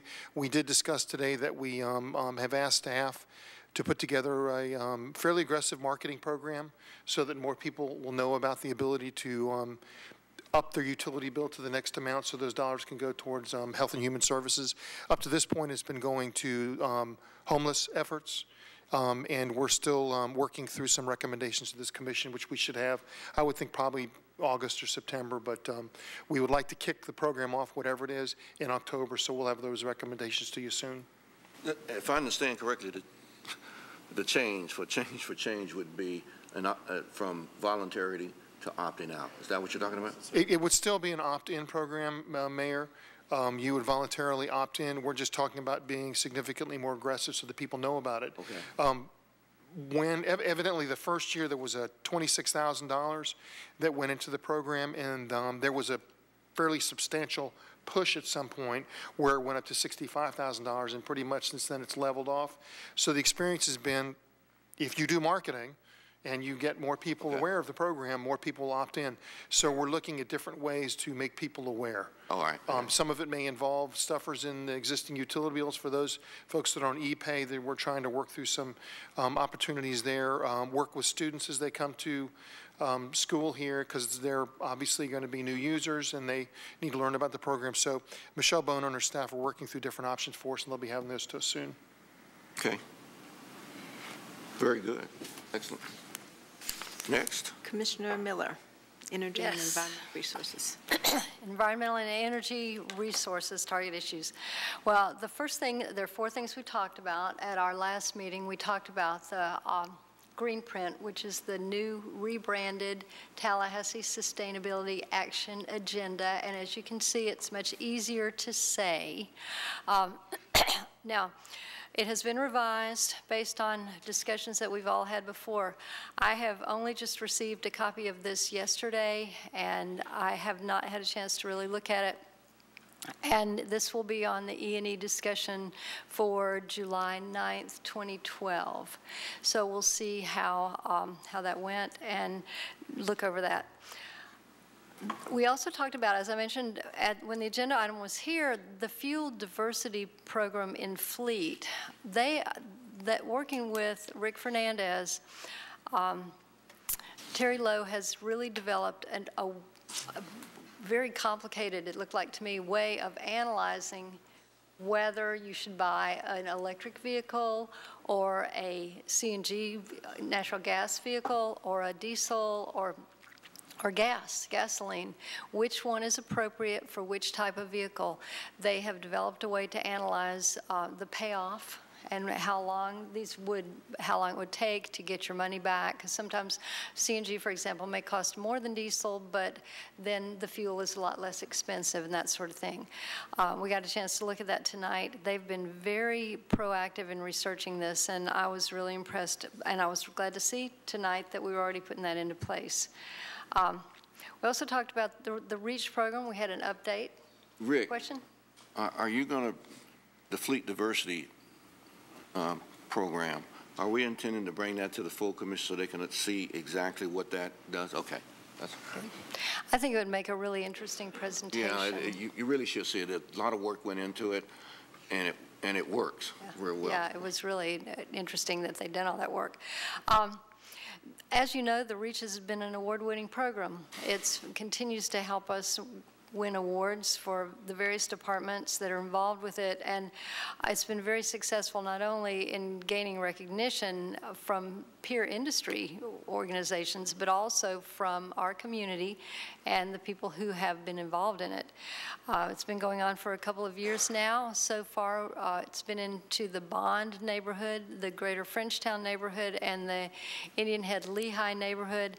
I don't know, I know you all probably all received a tremendous amount of email, especially from Indian Head when it was there, just raving about the program and the staff. And in Bond, which was the first community to be addressed by REACH folks, therefore we have a year to analyze and compare data, and they've had a 5 to 7% decrease in their electric rates, so it has in their summer utility bills, and so it's had a positive effect there, and we'll continue to see how it works in the other neighborhoods. However, the program's coming to an end. It was a pilot, and staff is working very hard to analyze the best they're analyzing the alternatives for going forward in the future, and you will be hearing more about that very soon. Finally, we had a discussion about invasive plants, and when this was on the agenda, when staff asked us to put this on the agenda, I really thought, in reference to some of the comments Commissioner Mustian raised, well, okay, why are we doing this?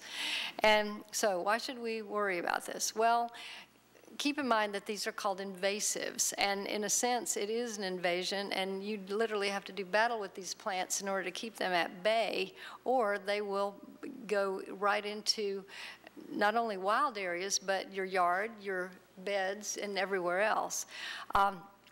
In the case of the city, we're having problems with one particular issue, and the plant is called Kogan grass. Kogan grass is extremely dense and extremely aggressive.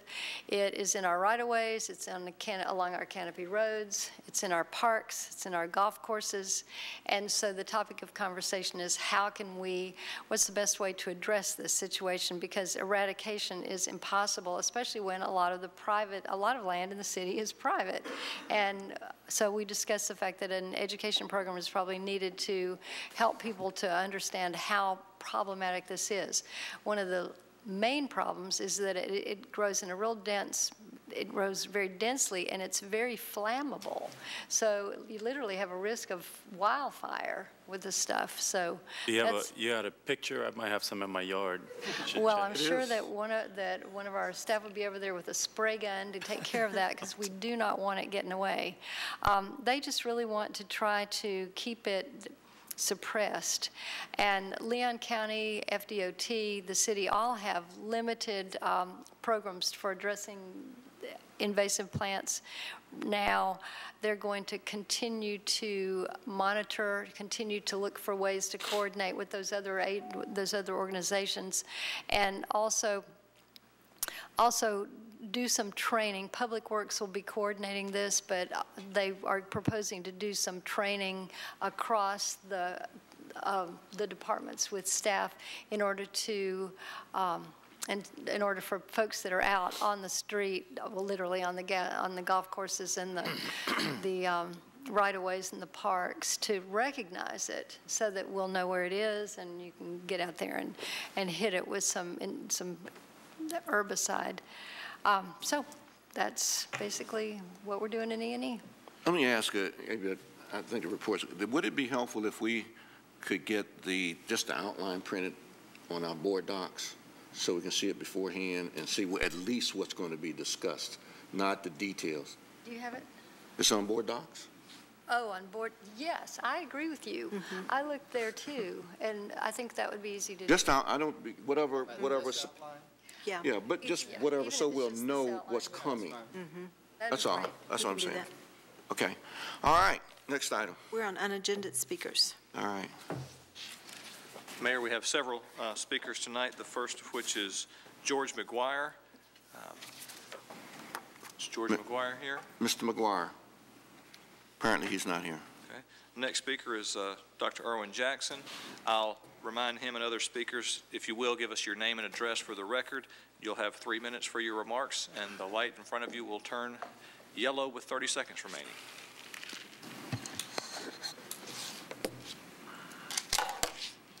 Erwin Jackson, 1341 Jackson Bluff. Last Friday, we ended the qualifying period. We have a number of people running for City Commission. It seems one of the big questions that every candidate has to ask is, where do I live? And it's disappointing that a lot of candidates are a little confused on that.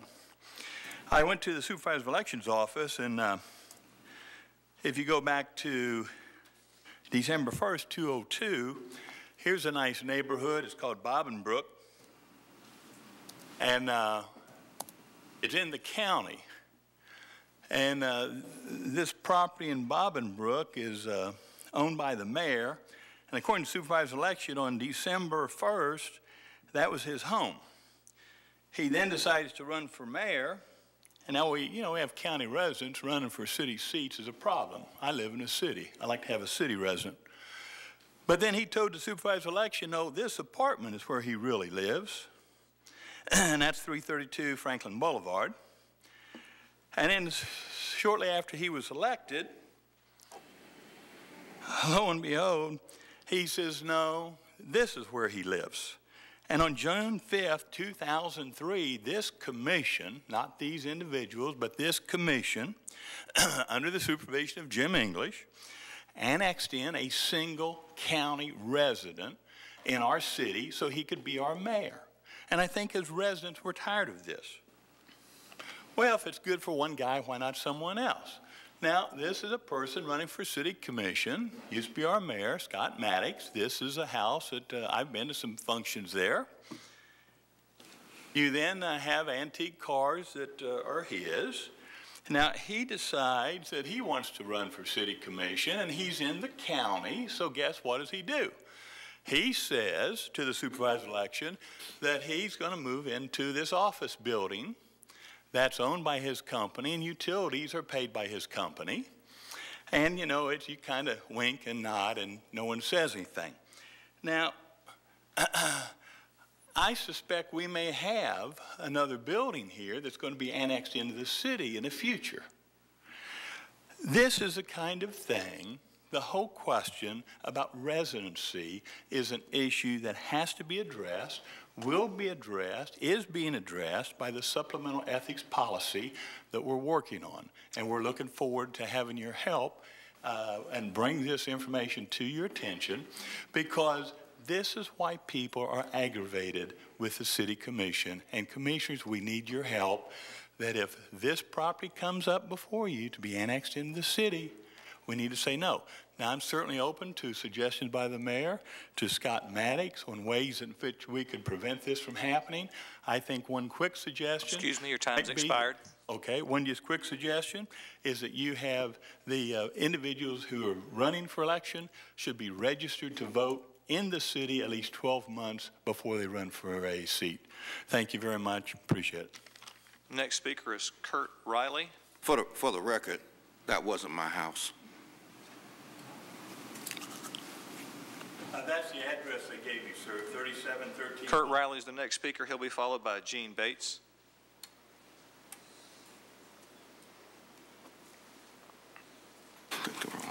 My name is Kurt Riley. My address is 1334 Rachel Lane, Tallahassee, in the city. I'm here on behalf of the Downtown Business Association, on behalf of the DIA, who's here, Al Pacini's over here to help support our issue.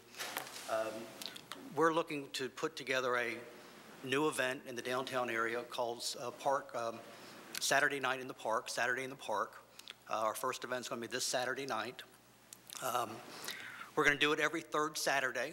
The Business Association is putting the money together to put together a jazz band, all the accoutrements to bring people back downtown, maybe bring some people out of the condos downtown. It is our hope that we will do this for the first 3 months during the summer months, and if it catches on and has some traction, maybe do it in September, October, depending on how the rest of the year progresses.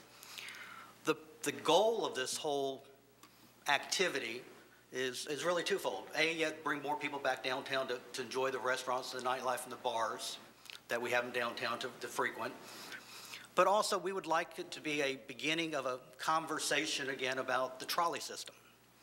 We believe, and I have with me Gene Bates, who's president of the Midtown Business Association, that there is an opportunity to transport people from the several areas of our community to enhance the benefits that we have, to enhance the benefits they have, to allow the citizens of the people of our community to go to different places during the course of the evening, safety, parking, all the other issues. There's plenty of abundant downtown free evening parking.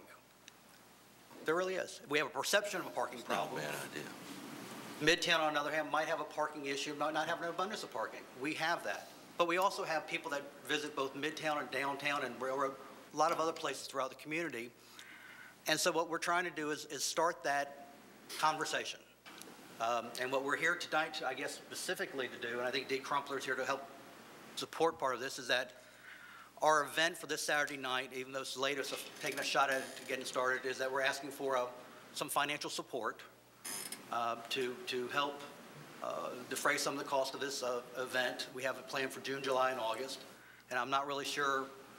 There's some costs that have been put together by the city staff and the police chief, and we're asking for a partnership, a 50-50 partnership with those expenses from the city and the business association. And if I have any time left, I would like to yield to Jean Bates. Well, she has her own time. Okay. Maybe she'll ask for more money. So let me. And we're, I guess, Mr. Mayor and Commissioner, we've talked about this trolley for a period of time, and there's been a lot of people. We have some of the people from the downtown businesses over here that are here to support it. We really think it's time to resurrect, dust off the books, and let's look at the trolley system again. There are some places in Phoenix, there's several cities that have Now your time has expired. a tremendous program. But Jean could talk about that, but that's why we're here, Commissioner Mayor. Thank you. Jean Bates, I live at 509 Martin Street, Tallahassee, Florida. Anybody seen my car? You can give it back to me. No, it's back. But actually, yeah, I'm here to support the, basically the non-competitive nature that we're feeling between the different sectors in town. We are super excited to try to transport people back and forth from Midtown to downtown to other areas that make, very logical sense. I know that we've had some discussions about this. We just really want to try to keep that discussion open. Let's, we want to try to use the trolley for this. We're going to be on board with it, try to, show our support for the Saturday in the Park event, try to get some Midtown presence down there, including some, depending on maybe some stops that we can bring people back and forth, and just show how we can utilize the parking where it is. It is downtown, maybe not the valet situation, but we want to be able to show that we are all cooperating in this people-moving situation that we have. So.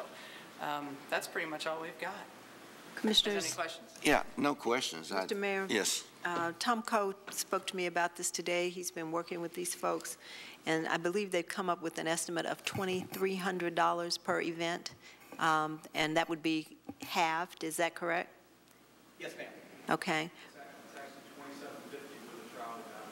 Okay, and I want to address the trolley issue as well, just so that as you think about this, our trolleys are not in good shape. If you recall, we moved them out of Star Metro and moved them to Fleet a while back, and we've been using them for individual events, but not on a regular basis.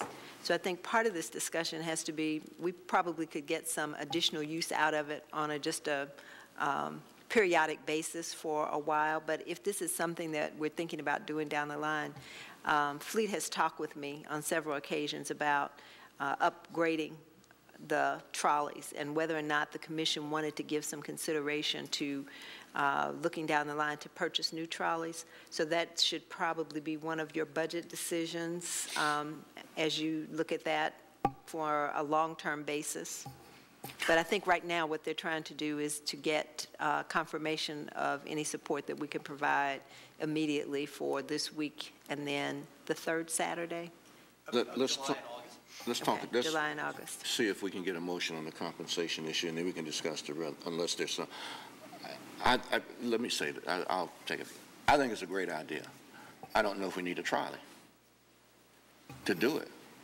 I mean, we got a fleet of buses right now that, if we can do this, if it's possible to do, we got a fleet of buses right now that could make that circuit that you just described and do it on a Friday night or whatever. It doesn't have to be every night.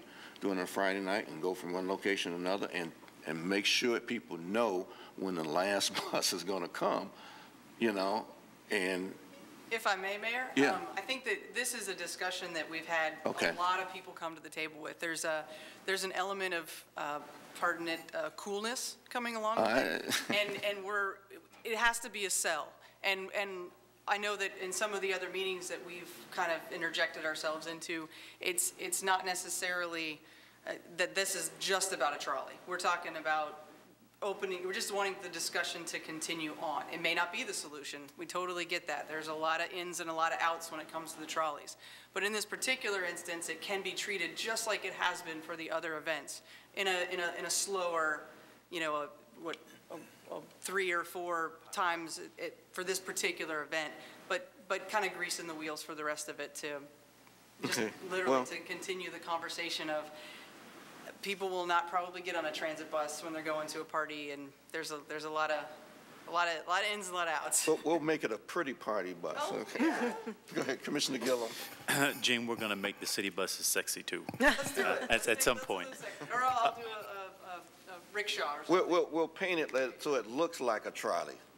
How much? That's a potential. I don't know, but there's a lot of discussion I think to be had for this conversation. Yeah. I want to compliment Gene, you all, for everything you've done in Midtown and making it what it is. It is by far the private investment that has taken place there. You all stepped out on a risk in an area where there wasn't a lot of activity and created, talking about hotness, the hottest area to go out on almost any night of the week in Tallahassee. I think that's great. And we've made, obviously, a commitment on the public infrastructure side to help even improve and facilitate that even more. The point you all make around parking, the abundance of it in the downtown area, particularly in the evening, and the need to facilitate that either through a trolley or some other way in order to keep these areas vibrant, I think is an excellent point. We probably will have to figure out a more long-term way to deal with that. On this request specifically for you, Kurt, who I also want to commend you and all of the downtown merchants, which for a long time it's been a little not as active because, quite frankly, it's generally consisted of law offices and restaurateurs, and not a whole bunch of commonality in between. And you seem to have really re-engineered and sparked a lot of the interest of folks to come together and solve some of the issues there. I think the idea of this sort of summer pilot program is really smart. I know that the weekends can be pretty tough for downtown businesses, merchants, particularly during the summer here in Tallahassee. This request probably should have been made to the CRA board, but the truth for those of us who sit on the CRA, we know that the special events money is now out. We've exhausted everything that exists there for special events. But I would be one who's willing to support this program in the way that we have for some of the other areas of the city that we've determined as a commission should be part of our placemaking effort. Downtown was one of those that was included as an area we wanted to make sure stays revitalized, keeps people coming downtown and utilizing what exists here. So, Mr. Mayor, at the appropriate point, I would like to move that the manager work with her staff to facilitate a city sponsorship for this summer pilot program in the downtown. Commissioner Ziffer. I'm going to try to address one of the comments Gene made and your comments, Mr. Mayor, because we met several, it's been a couple years, but the coolness, I think, can be addressed with one of our existing buses at some point by basically, as we've seen, we have some pretty extravagant art on some of them, and it's addressing it the same way. It would be the Midtown Express or something to that nature. So I think we can make a bus cool, I do. But there are some issues with pricing and other things as if they're part of the actual bus fleet. So there are all sorts of complicated issues here that I'm sure Ron Garrison could explain at another time, but I think there's a desire to do it. I'm going to piggyback on what Commissioner Gillum said, but then I'm going to jump ahead because Commissioner Mush should move forward, and that is, where does the money come from? I think we're all supportive, but where does the money come from? And I'm still not quite clear. It's $27.50. Yes, and half of that. And the city's going to contribute half of that. No, that is half. It is $27.50. I'm unclear on money. Half. If I can try to clear it up a little bit, Commissioner. We have a special events. There's a total and then there's a discount, basically from Parks and Rec. It's $840.28 with law enforcement. It's $1,500. That's a total of $2,340.28. If we add a trolley, one trolley per event, we don't have a trolley available for this Saturday, but we've got them reserved for the next two. If they want them, that's another $450. So it's $2,790 with your discount total. Total for 3 events. No, that's No, per for each event. $2,790 per event. But not for this one because there's no trolley on this one. Minus the $450, this event would be $2,340.28, Commissioner. And that would be our commitment, the city's commitment. That would be the total cost, that's right. The total cost. But the city's commitment would be half of the Half of that, 23, because y'all are willing to pay for half of that. and then half of the 27 in July and August. All right. That's correct. Okay, right? so we're looking at $1,200 for this weekend or something like that? Is that what you're saying? And $1,350, $1,400 for the following 2 weekends. Yes, sir. Our commitment's to $2,800, $3,100, $4,100. Yes, sir. And we think we can find a place for that? Deficiencies fund. I thought he said he had it. And No, we are not funded for this, Mayor. This is not a funded event. Okay, Mark, jump in. And this is just, we put this together in literally 2 weeks, about 2 weeks, yeah. Well, y'all know that you're going to miss me when I'm gone. Yes. We are. I mean, nothing against the people suggesting this, but we get a lot of these requests, and we can't do everything. I keep saying this, and I don't think anyone hears me, but we have no money. Well, we disagree. I mean, we have none. And so the only thing, if the commission is inclined to do this, what I would suggest we do is bring this up to the CRA board to increase the amount that we have set aside for events. I think the CRA does still have some money, and take it out of the CRA budget of whatever else we were going to do with CRA money and put it towards this. So that would be my suggestion if we, and I mean, I don't mean to suggest that this isn't a worthy thing or a pretty good idea. It's hard to do it when, hey, the thing is next week and can you give us some money? Sir, this week, sorry. So that makes it difficult. But I mean, I think in concept, I mean, I think it's a pretty good idea. So, and I've indicated before that, within the scope of what we're using the CRA for, this is a pretty good use of the money, even as opposed to facade grants and that sort of thing. Right. So I don't have a big problem. I think that's the source to do that. But I just can't get there on every time somebody shows up, we say, well, okay, and with really no money to do it with. No, I think you're right. I mean, I don't want to discourage individuals from bringing up bringing up projects and things to do in the community. But I think we have to do exactly what we've just done, vet it, talk about it, and see whether or not we can do it and where the source of the funds might come from. Because I got a couple of things I want to throw out there that may cost us a little bit, but I think it'd be beneficial to the community. I think I'm glad you brought it to us. I really am. And it gives us a chance. I haven't seen this before. I think it's a wonderful idea, as a matter of fact. If we're just going to do it, once a month? Or once a week? Once a month. Once a month, and I think it's a great idea. We have to see how we can fund it. And, Madam Manager, could we possibly fund it and ask the CRA then to, reimburse the CRA, ask them to reimburse us? We would fund the first one Yeah. until we have a meeting of the CRA board. Right. And then ask them to reimburse us. Right. The other thing I want you all to be aware of is that we've got some activities on Clayman Plaza coming up, where we're bringing in bands and music and that kind of thing. So that actually could be an enhancement for this event as well.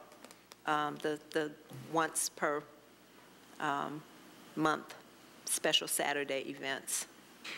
Commissioner? Okay, first of all, I guess I need to be clear.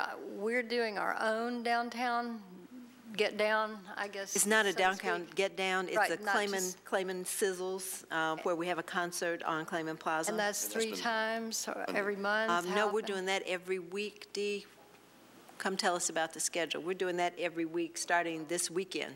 Oh, my gosh.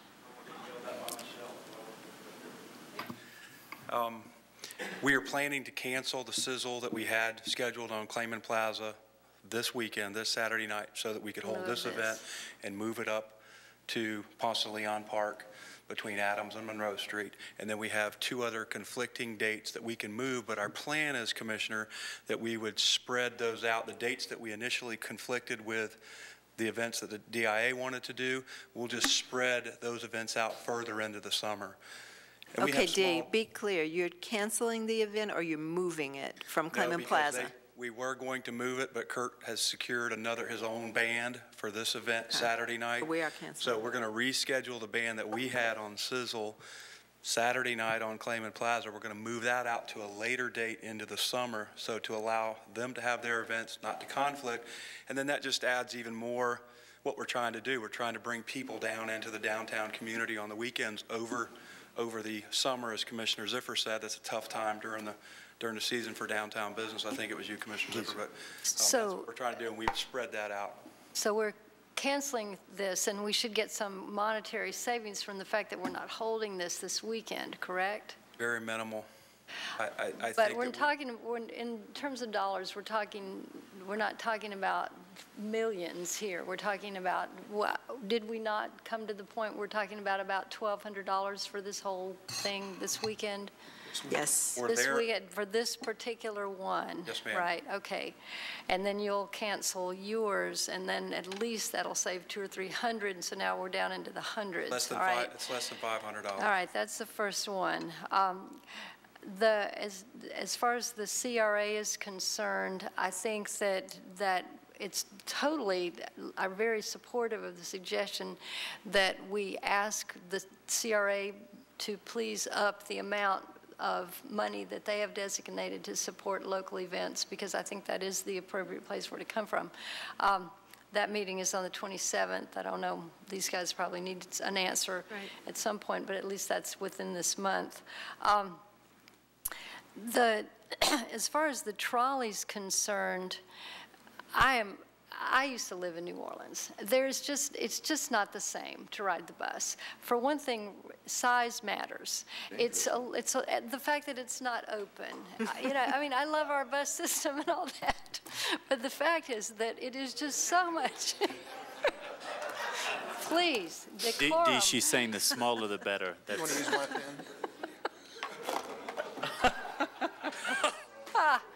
I want the trolleys back. I want at least one trolley. It has such ambiance to it, and it adds such a, you all have embarrassed the heck out of me. I so will not support anything you ever bring forward. Turning red. I guess.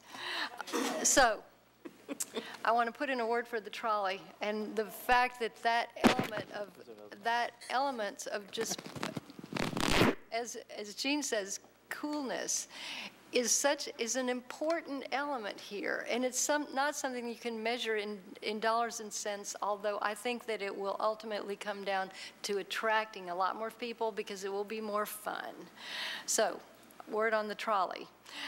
I hope that you can piece together trolleys for the next 2 events, and be aware that it's not just these folks that want to use the trolley, it's the folks in the Parkway District also. They're interested in that for art, for the gallery hop. That if we could somehow combine, I mean, we're looking now at there's the first Friday and the second Friday and the third Friday and the next Saturday and all that. And if we could somehow, I don't know, it might be good to consider combining the efforts of this ultimately down the road in the future planning with the gallery hops, because a lot of the venues are the same. When College Town opens, they're going to want to stop too. So I think that we've got some real potential here as far as a trolley route, and also these every Friday, sir. One of the things, if you'll remember, the KCCI folks found out about when they were doing their investigations about events in our park, repetitive, and I think that's one of the strong pieces of this. So normally, with anybody walking in here, especially embarrassing me, walking in here the day, 3 days before, I would absolutely say no. But staff has informed me that you've been working with them for several weeks on this, and that, because I brought this up with staff whenever they came to visit me about this today. So it isn't exactly the last minute, it's just this meeting. Would have been helpful to know about this ahead of time, but you've done a great job in a small amount of time, and I'm supportive of what you're doing. Commissioner. I'll make a motion that we ask, and it's actually, Commissioner Gillum, you have a motion, if I could amend it, that the city manager find the funds for the $1,200 for this weekend, and we ask that the applicant come back to the CRA meeting and request the funds for the other two, at which point we can have a discussion with the CRA board on perhaps reimbursement. Could you amend that to say reimburse? Can the CRA reimburse us for the first one? Well, we're going to request that. That's up to the CRA board. Yeah, we'll ask for reimbursement, but I would suggest that the applicant come and request from the CRA for the remaining two, and then we as a city can request reimbursement for the one for this weekend. But if that doesn't occur, we'll absorb those $1,200 costs. Okay. That's a motion. That's the second, and it's a slightly amending Commissioner Gillum's motion. We got a motion and a second. All in favor of that motion, say aye. Aye. All opposed? No. Okay. Consistency. All right, next. Thank you. Mayor, we have one more speaker. Sure. That speaker is John Swede. Who's with them? Okay. Thank you. All right. All right, sharing of ideas. Yes. And I hope not to take too long on this, but it's a little bit of a discussion. I had it has to do with Cascades Park. I had a meeting with city manager earlier this week because I've kind of been out, and had some questions, and she has given me reassurances, which was helpful, and I'm very pleased that our staff is working diligently to try to solve some problems, but I'm going to make a request of this commission if they wouldn't mind, and so bear with me. Some of you have been involved with Cascades Park far longer than I, mainly Commissioner Miller and Commissioner Muschin through the original Blueprint 2000. My involvement was mainly from a fundraising standpoint. I was been working for 5 years, and so we have several organizations that are funding amenities in the park. One's Capital Health Plan doing the walking trails. Pittman Law Group is funding part of Smoky Hollow. Mainline Information System is funding the waterfall and the water feature. And there's another donor out there that can't be mentioned at this time, but they're working towards funding the Discovery Garden. There was a presentation made by KCCI to us several months ago on the Discovery Garden, and we were going to have them come back, and they've had to delay that for whatever reason, and I'm trying to be clear here. The donor, I think, needs to be reassured that this commission is committed to the Discovery Garden concept, working through our permitting and working with Blueprint 2000. I would like to have support of this commission to work as a liaison with KCCI and with our staff to resolve some of those issues and report back in our July meeting on where we are with that, and probably at that time we'll be able to announce who the donor is. I'm sorry, Mayor, this is confusing. It is. Well, it's just, I think we have a lot of different folks that are all trying really hard to make this happen. And unfortunately, I'm not sure they've all been at the table. So we're trying to bring everybody together in the room to resolve the outstanding issues. I think we can do that so that we end up with the Discovery Garden as was proposed with some modifications, and we get a really good amenity paid for by an outside vendor. Additionally, we have, they've committed to paying for significant amount of maintenance over the next 5 years. So I know Commissioner Muschin's concern was no more money coming from this city for maintenance, and I think we have some of those issues addressed. So I think part of this is giving confirmation that we try to work through and get this Discovery Garden approved. The other part is we're waiting on an interlocal agreement with the county on the programming of the stage. Once we have that, we'll have an idea of when the major events will be on the stage, at which point we can start to talk about programming the overall park, things like when the food trucks might be there, when we might have music on the stage, when we might have other things going on in the park. I know Dee Crumpler's staff is ready to jump on that, and once again, because KCCI had a lot of different concepts, I'm asking this commission to allow me to work with our staff and KCCI so that we can come back with an outline that is acceptable to all those concerned. So I guess my point is I'm trying to bring our commission up to date, being as vague as I can on some things, and yet ask for their support for me to get involved, and we can come back in a couple weeks and make a bigger presentation. But more than anything, to let the public know that we're going to be having some great amenities in the park, one of which is probably going to be this Discovery Garden, and we're working very aggressively towards solving those problems. Well, the only thing that troubles me, I've been designated the liaison with KCCI. You and I had a discussion. Oh, yes, sir. And they haven't come to me. I haven't seen anything, what they're doing lately, and I just wish that they would so I can be up to speed as far as KCCI's position on this. So that's what I'd like to do. I'd like to know exactly, because you're right, it's confusing. I'm trying to figure out where all the moving parts are, and I would like to just have a briefing on it so I can really, truly understand. Well, I think the city Yeah, I have a good understanding now, since I've had a conversation with you, Commissioner Ziffer, and one with Commissioner Miller that helped me really understand what some of the issues are. I've talked back to our staff, and I think they are all issues that are workable. It's just a matter of everybody understanding what we can do and what we can't do. Sure. And what is in our best interest to do long-term as it relates to maintenance and meeting compliance concerns and that kind of thing. That's exactly what I'm talking about on this. Let's do it. Yeah, so I mean, I don't have any problem then with Commissioner Ziffer kind of being the point person for,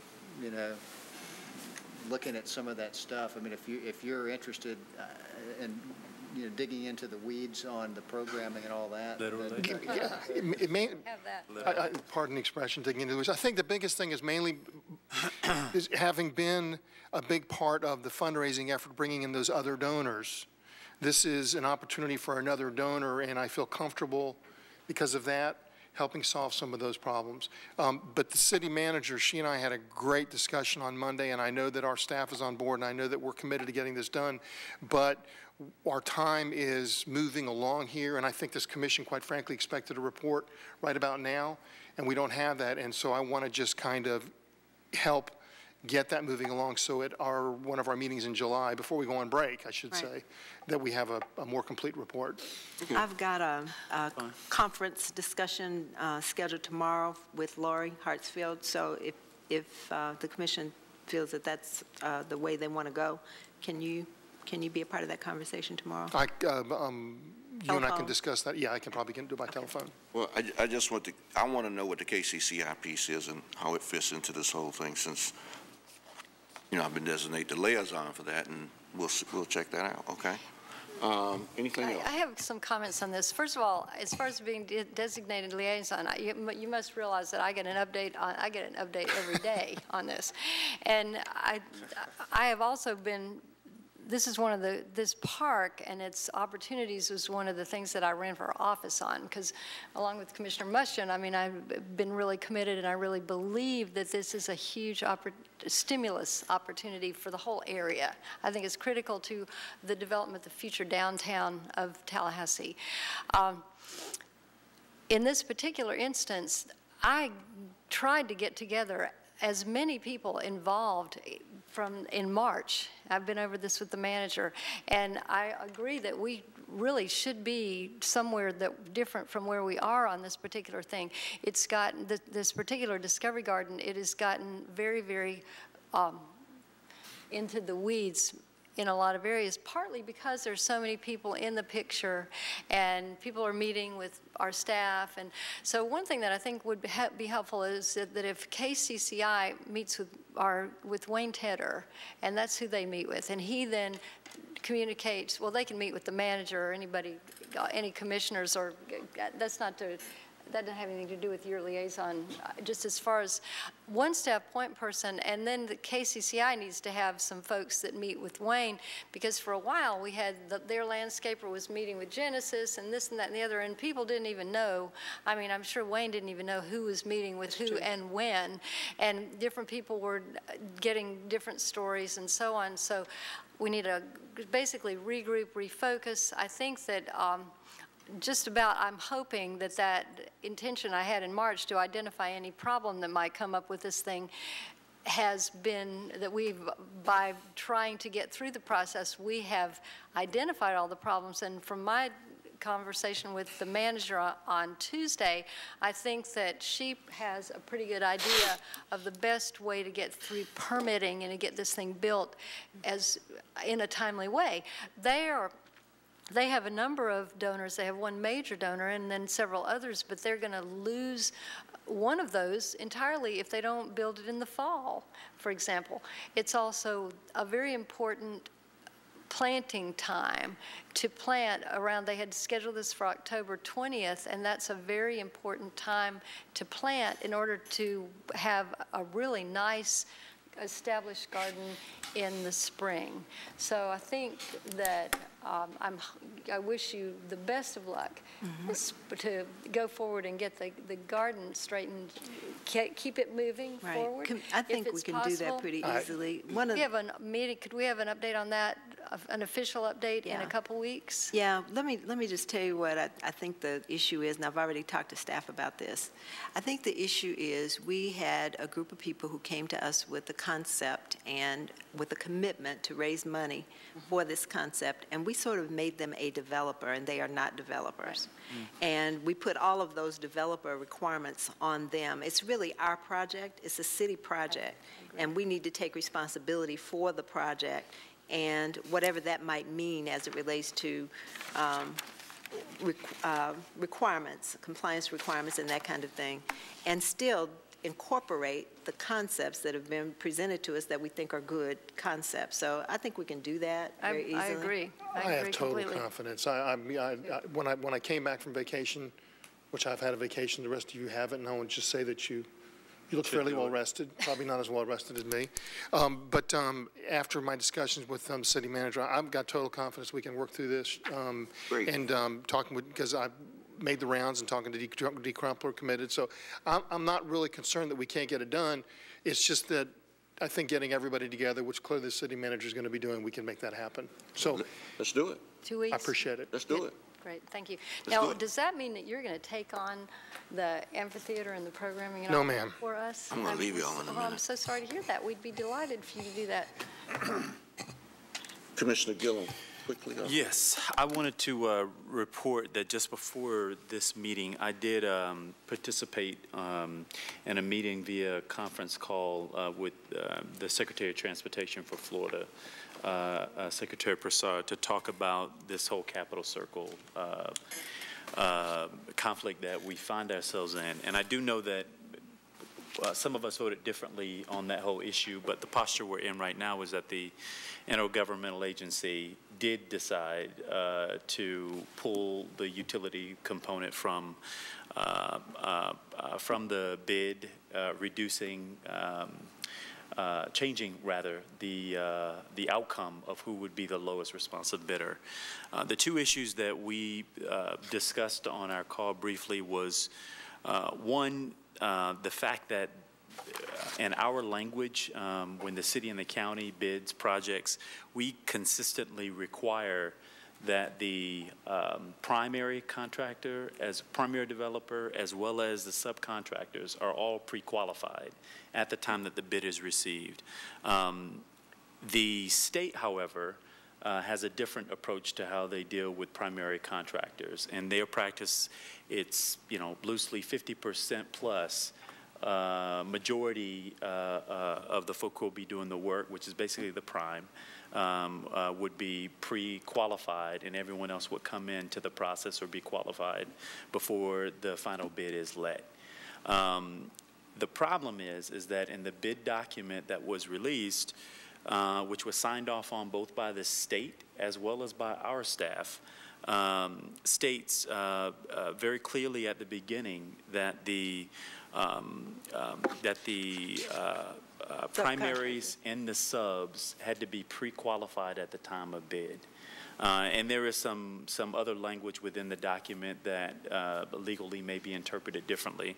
And in bringing that point up to the Secretary, which it seemed like his first time possibly hearing this, but I can't imagine that being the case, was open to receiving a letter from us calling that point out specifically, because I told him in our practice that would necessitate a non-responsive bidder. And in this case, we had 3 folks competing. 1 met that criteria, which was in the bid document, and 2 did not. And that if it were left to our normal standards, that would necessitate 2 of them being disqualified or not being considered qualified bidders. The Secretary was open to that critique. And said that he would look further into it. Wayne is going to be drafting a letter that will summarize our conversation and go back to them. We also raised in that conversation the legitimacy of the IA to subtract from the bid the utilities at this stage in the game. I read for him Section 18 of the award of the contract, which I'll just restate for our purposes, says that the owner reserves the right to accept the bid or any portion or portions of the bid which in its judgment will be deemed in the best interest of the owner. We being the owner. And so the argument that has been made in letters from our staff to the state is that for financial reasons we made that abstraction, thereby change, and frankly on the purposes that we could bid that by itself and get that work done more cheaply, as well as invite greater competition, because you'd be bidding on a $4 million project versus a $50+ million piece of work. The Secretary was pretty strong about his belief that at this stage in the process that he is in disagreement with our ability to do that at this stage in the process, but that if we did want to take away the utility work, that we couldn't change the scoring in some way as a result of that. We can go out and rebid it if we wanted to, but that would not change the scoring. I presented on the call that the IA did have a different belief and opinion about that, and that I inquired, not saying that this is what the IA would do at its meeting on the 25th, but did inquire as to whether or not we would be able to, because of the disagreement, how would the state look at us dismissing all the submissions and rebidding the project with utilities taken out and the road construction having its portion. He did say that that would be our prerogative if we wanted to do it, and I said, well, beyond it being our prerogative, where would the state be on this? And he says, if you all wanted to do that, it seemed to me to be a clean, way to proceed. And I said, well, would the state's money stay in there? And he said he would assume, yes, that would be the case. I then asked about whether the federal money would stay in, and he said, or whether the state would concur with the federal money staying in if we did that. And he also gave an affirming answer. Now, what we're going to do is codify all of this in a letter. Frankly, the Secretary was having this conversation while he was on a meeting in Orlando. He definitely seemed aware of the circumstances surrounding this, but I'm sure he will benefit from conversations with his staff, and I just want to make sure that I'm not being overly optimistic about the conversation or misrepresenting the Secretary's statement, so we are going to codify this in a letter. After I finished speaking with the Secretary, Commissioner Deloge, I left the room, and Commissioner Deloge also got on the phone as the IA chair to present, again, the concerns that the intergovernmental agency have with the state of things. Ultimately, what we want to get to the bottom of is whether or not we're going to be able to let the bid proceed, given the determination that the IA came to take out the utilities and redo the scoring, or if they are going to object, and if they do object, to expressly state for us the specific language that precludes us from being able to do what it sounds like, at least in the written documentation, we have the right to do as the owner. They will get back with us on this note. The clock is ticking. I think we have roughly 2 weeks. June 25th. June 25th, before we reach the 90-day period of us having been in receipt of these bids. Now, at that point, the IA could make the decision to extend the bids, all 3 of them, beyond to ask them to. Ask that the bid be extended beyond the 90-day period.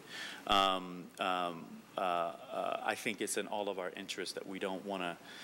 This is, these are high stakes that we're dealing with, and I think most of us as fiduciary agents for the IA, as well as for the city, are going to want to make sure that we are moving forward in a way that does not put financial resources, grants, federal, state, and otherwise, at risk. But there is a decision that the IA has come to, and so we are living under that environment until the IA comes to a different conclusion or the state comes to a different conclusion. And what we wanted to communicate, and I did begin that conversation with an apology to the secretary to indicate to him and his deputy secretary that was on the call that at that meeting there were things said by maybe even some elected officials that may have appeared disparaging to his staff, and by no means was that a universal concern. And that we wanted to, again, to apologize for any misinterpretation. I expect that once this letter is done and we send it, we'll get a more, a clearer response from the state about where they stand on this. And my guess is at that time, the IA will probably... The IA is scheduled to meet on the 25th as well. So currently, we're really going up to the deadline here. But by the 25th, I would expect that there will be updated or new information or reaffirmed information that the city and the county, acting as IA, will be able to consider. Has there been a bid protest filed? No, Mayor, and it wouldn't be ripe at this point because there's been no notice. It's not been awarded. Mm-hmm. Is this designed, let me ask. There have been many letters from attorneys on both sides. Yeah, is this, do we have any hope that this would avoid a bid protest? I'm just saying, it's one of the objectives to try and avoid a bid protest. I mean, for me, I would say the objective is to keep all of the money whole on this project and to be able to move forward. But I don't, my guess is if I'm Emma Tallahassee, I'm protesting if I don't get it. If I'm the other guys, judging by the letters from their attorneys, everyone feels like they have good grounding here for their respective positions. Well, I guess my question is, why go through this process if we know it's going to be protested? Well, I think we don't want to. I think we, given the stakes and the amount of money involved here, we want to do everything that we can to, I think, move forward collaboratively with the state, with the feds. The truth is we have subjugated ourselves through this partnership to the rules and practices of the state and the feds. And so there's but there is some disagreement. The reality is they released a bid document that has a statement in there, particularly that pertaining to the qualification, pre-qualification, that is our language, but they consented to. And my point to the secretary is if I've never done business with the state before, or I've never built a road for you before, and all I have with regard to responding to this bid is what I read in this bid packet. It's clear that somebody followed that to the T and someone didn't. Well, I guess I think that the effort is, I don't know what the effort is going to get us, Commissioner. That's what I definitely don't think that leaving things where they are right now are going to be satisfactory for us. And so I think every effort we make is in an attempt to rectify some pretty serious fault lines of disagreement between the state and the IA.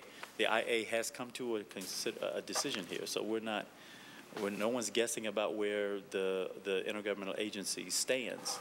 But what we don't want is a standoff, I think, and I think that's what we're trying to mitigate. Well, I'll just say my perception, even at the IA meeting, was this is going to be protested. And I think we should put it, it will be. I would be surprised if it's not. If be protested, we put it in the best posture as we possibly can. And what you're doing may be doing exactly that, so that a decision can be made as quickly as possible.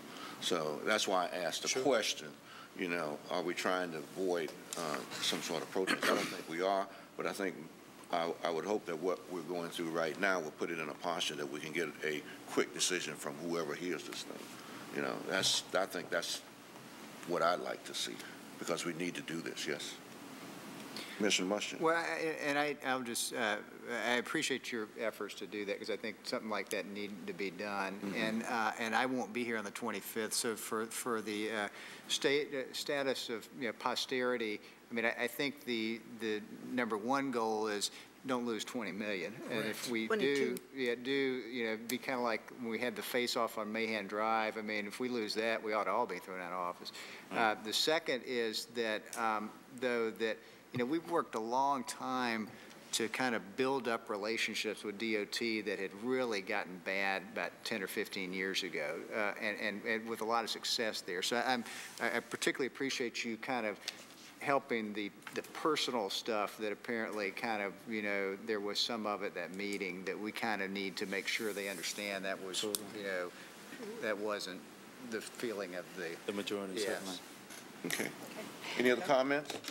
I also want to commend you for working on this, mainly because at the end of that meeting, the way that the representative from DOT was treated by some of our colleagues needed an apology. So I'm very glad to hear that you extended that olive branch to him, and you had developed a relationship with him before on Tennessee Street, so this is a natural fit. I believe that we have two problems here. One is the risk. This is a very high stakes game that the IA is playing, and I am concerned about it. That's losing the money is one thing, that's one problem, and that's what I see you working on as best you can over the next week and a half. So you have my best wishes on your efforts. Secondarily, the bid protest is probably going to occur. That's inevitable. But patching up our relationship with the DOT, I think at this point is a very high priority. And I just wanted to say that I think that's something that I hope you'll have a lot of time to put to over the next couple of weeks, because it's going to take a lot of patching up to do. But it sounds like you've made some progress in your discussion with him. I thank you too, Commissioner. You've worked on this very hard. No, I haven't. I just, honestly, I keep getting the letters that all of us are getting, and the truth is I don't think we can let it spiral. I mean, it is, as you have all indicated, it's high stakes and a lot of money, and the completion of the crowning. Right. No, what it is. The road we've all been working on. But you've been willing to take this on and see it through, and so One other comment. I just want to make sure all of you are aware. You know, I've sat and watched Blueprint evolve over the last 10 years, and I've seen money move. The Capital Circle is very important to this community, but at some point I am done subsidizing Capital Circle with money from Cascades Park and every other place. And if the thought is that we can make this money up somehow by taking it off of something else, you're going to have to go right through me to get to it, because Cascades Park is equally, that is a stormwater retrofit program. That was the massive part of the green infrastructure that was supposed to come out of this tax. And I expect to see that what's left of the commitment to that to stay in place. Okay. Anything further? Anybody want to share anything else? Yes, I do. Something happy to end the day with. We are going to have a big party down on Gaines Street on the 23rd of June. Several people are throwing parties. It's too bad that downtown, and it's just to fit right in. That weekend was open. So instead of being downtown, we're all going to be on Gaines Street that day. One of the main reasons for this is that those folks have really suffered with all of this, all of our construction. It's going to pay off in the end if everyone can hang on. This is called a cash mob. We're going to actually get on the bus. Everybody on the bus is going to make a commitment to go down there and spend at least $10, and I'm sure we probably will spend a little more than that too. But, pardon?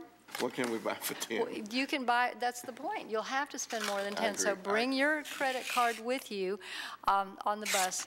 That event is going to occur from 1 to 4 in the afternoon. In the morning of that day, we will start the day off at the Amtrak station because the Amtrak proponents, with the assistance of our staff, have put together a rally to generate interest and continue the interest and the enthusiasm that's been shown this spring for the restoration of Amtrak. That'll be at the Amtrak station at 9:30 in the morning on Saturday, and that'll be followed by a Zydeco band that'll be performing in Railroad Square during the afternoon. So the 23rd of June is going to be a pretty fun time to be down on Gaines Street. It's also an opportunity to see the parts that are finished and check out the construction efforts, which should be finished by the end of this year, at least the portion of Phase 2. So. And don't forget Operation Reach kickoff at 10:30 on Saturday. Yes, and that's Operation Reach kickoff is going to be held at 10 for the Appalachian Ridge neighborhood. It's at Jack McLean, isn't it? Jack McLean. Well, the event will be at Jack McLean, but the next target isn't it Appalachian Ridge? It's called Southside area, but it includes Appalachian Ridge. Okay, but that kickoff will be held at 10:30, and there will be goodies to eat and a lot of information to share. So invite everyone to come down to that too. I got two things very quickly. First, I like this. The Olympics will be here. I don't know when they start. I'd like to see if we could have some sort of a community event around the Olympics. In other words, maybe at one night or 2 nights, actually have a showing of the Olympics downtown somewhere and get the crowds down. World Olympics? The summer, you mean the Summer Olympics. Oh, you mean said they'll be here. Sports? No.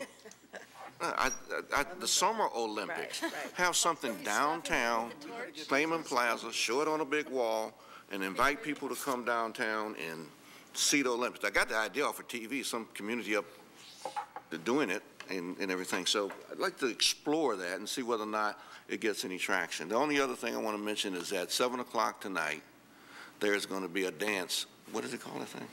A dance exhibition.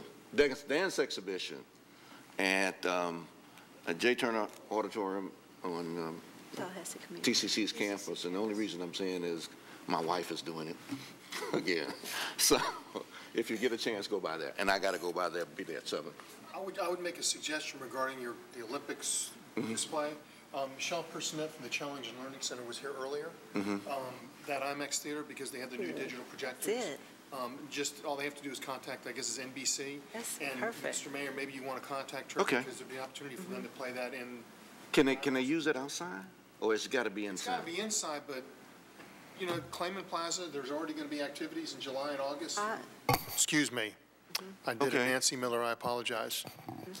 Anyways, I would contact Challenger. I think they could probably work it out. Okay, if we could, especially if we could make it a free event. I don't want to, you know. Okay, thank you. Good. Thank you. We're adjourned. Did you say we're adjourned? Huh? We're adjourned. I'm supposed to say that.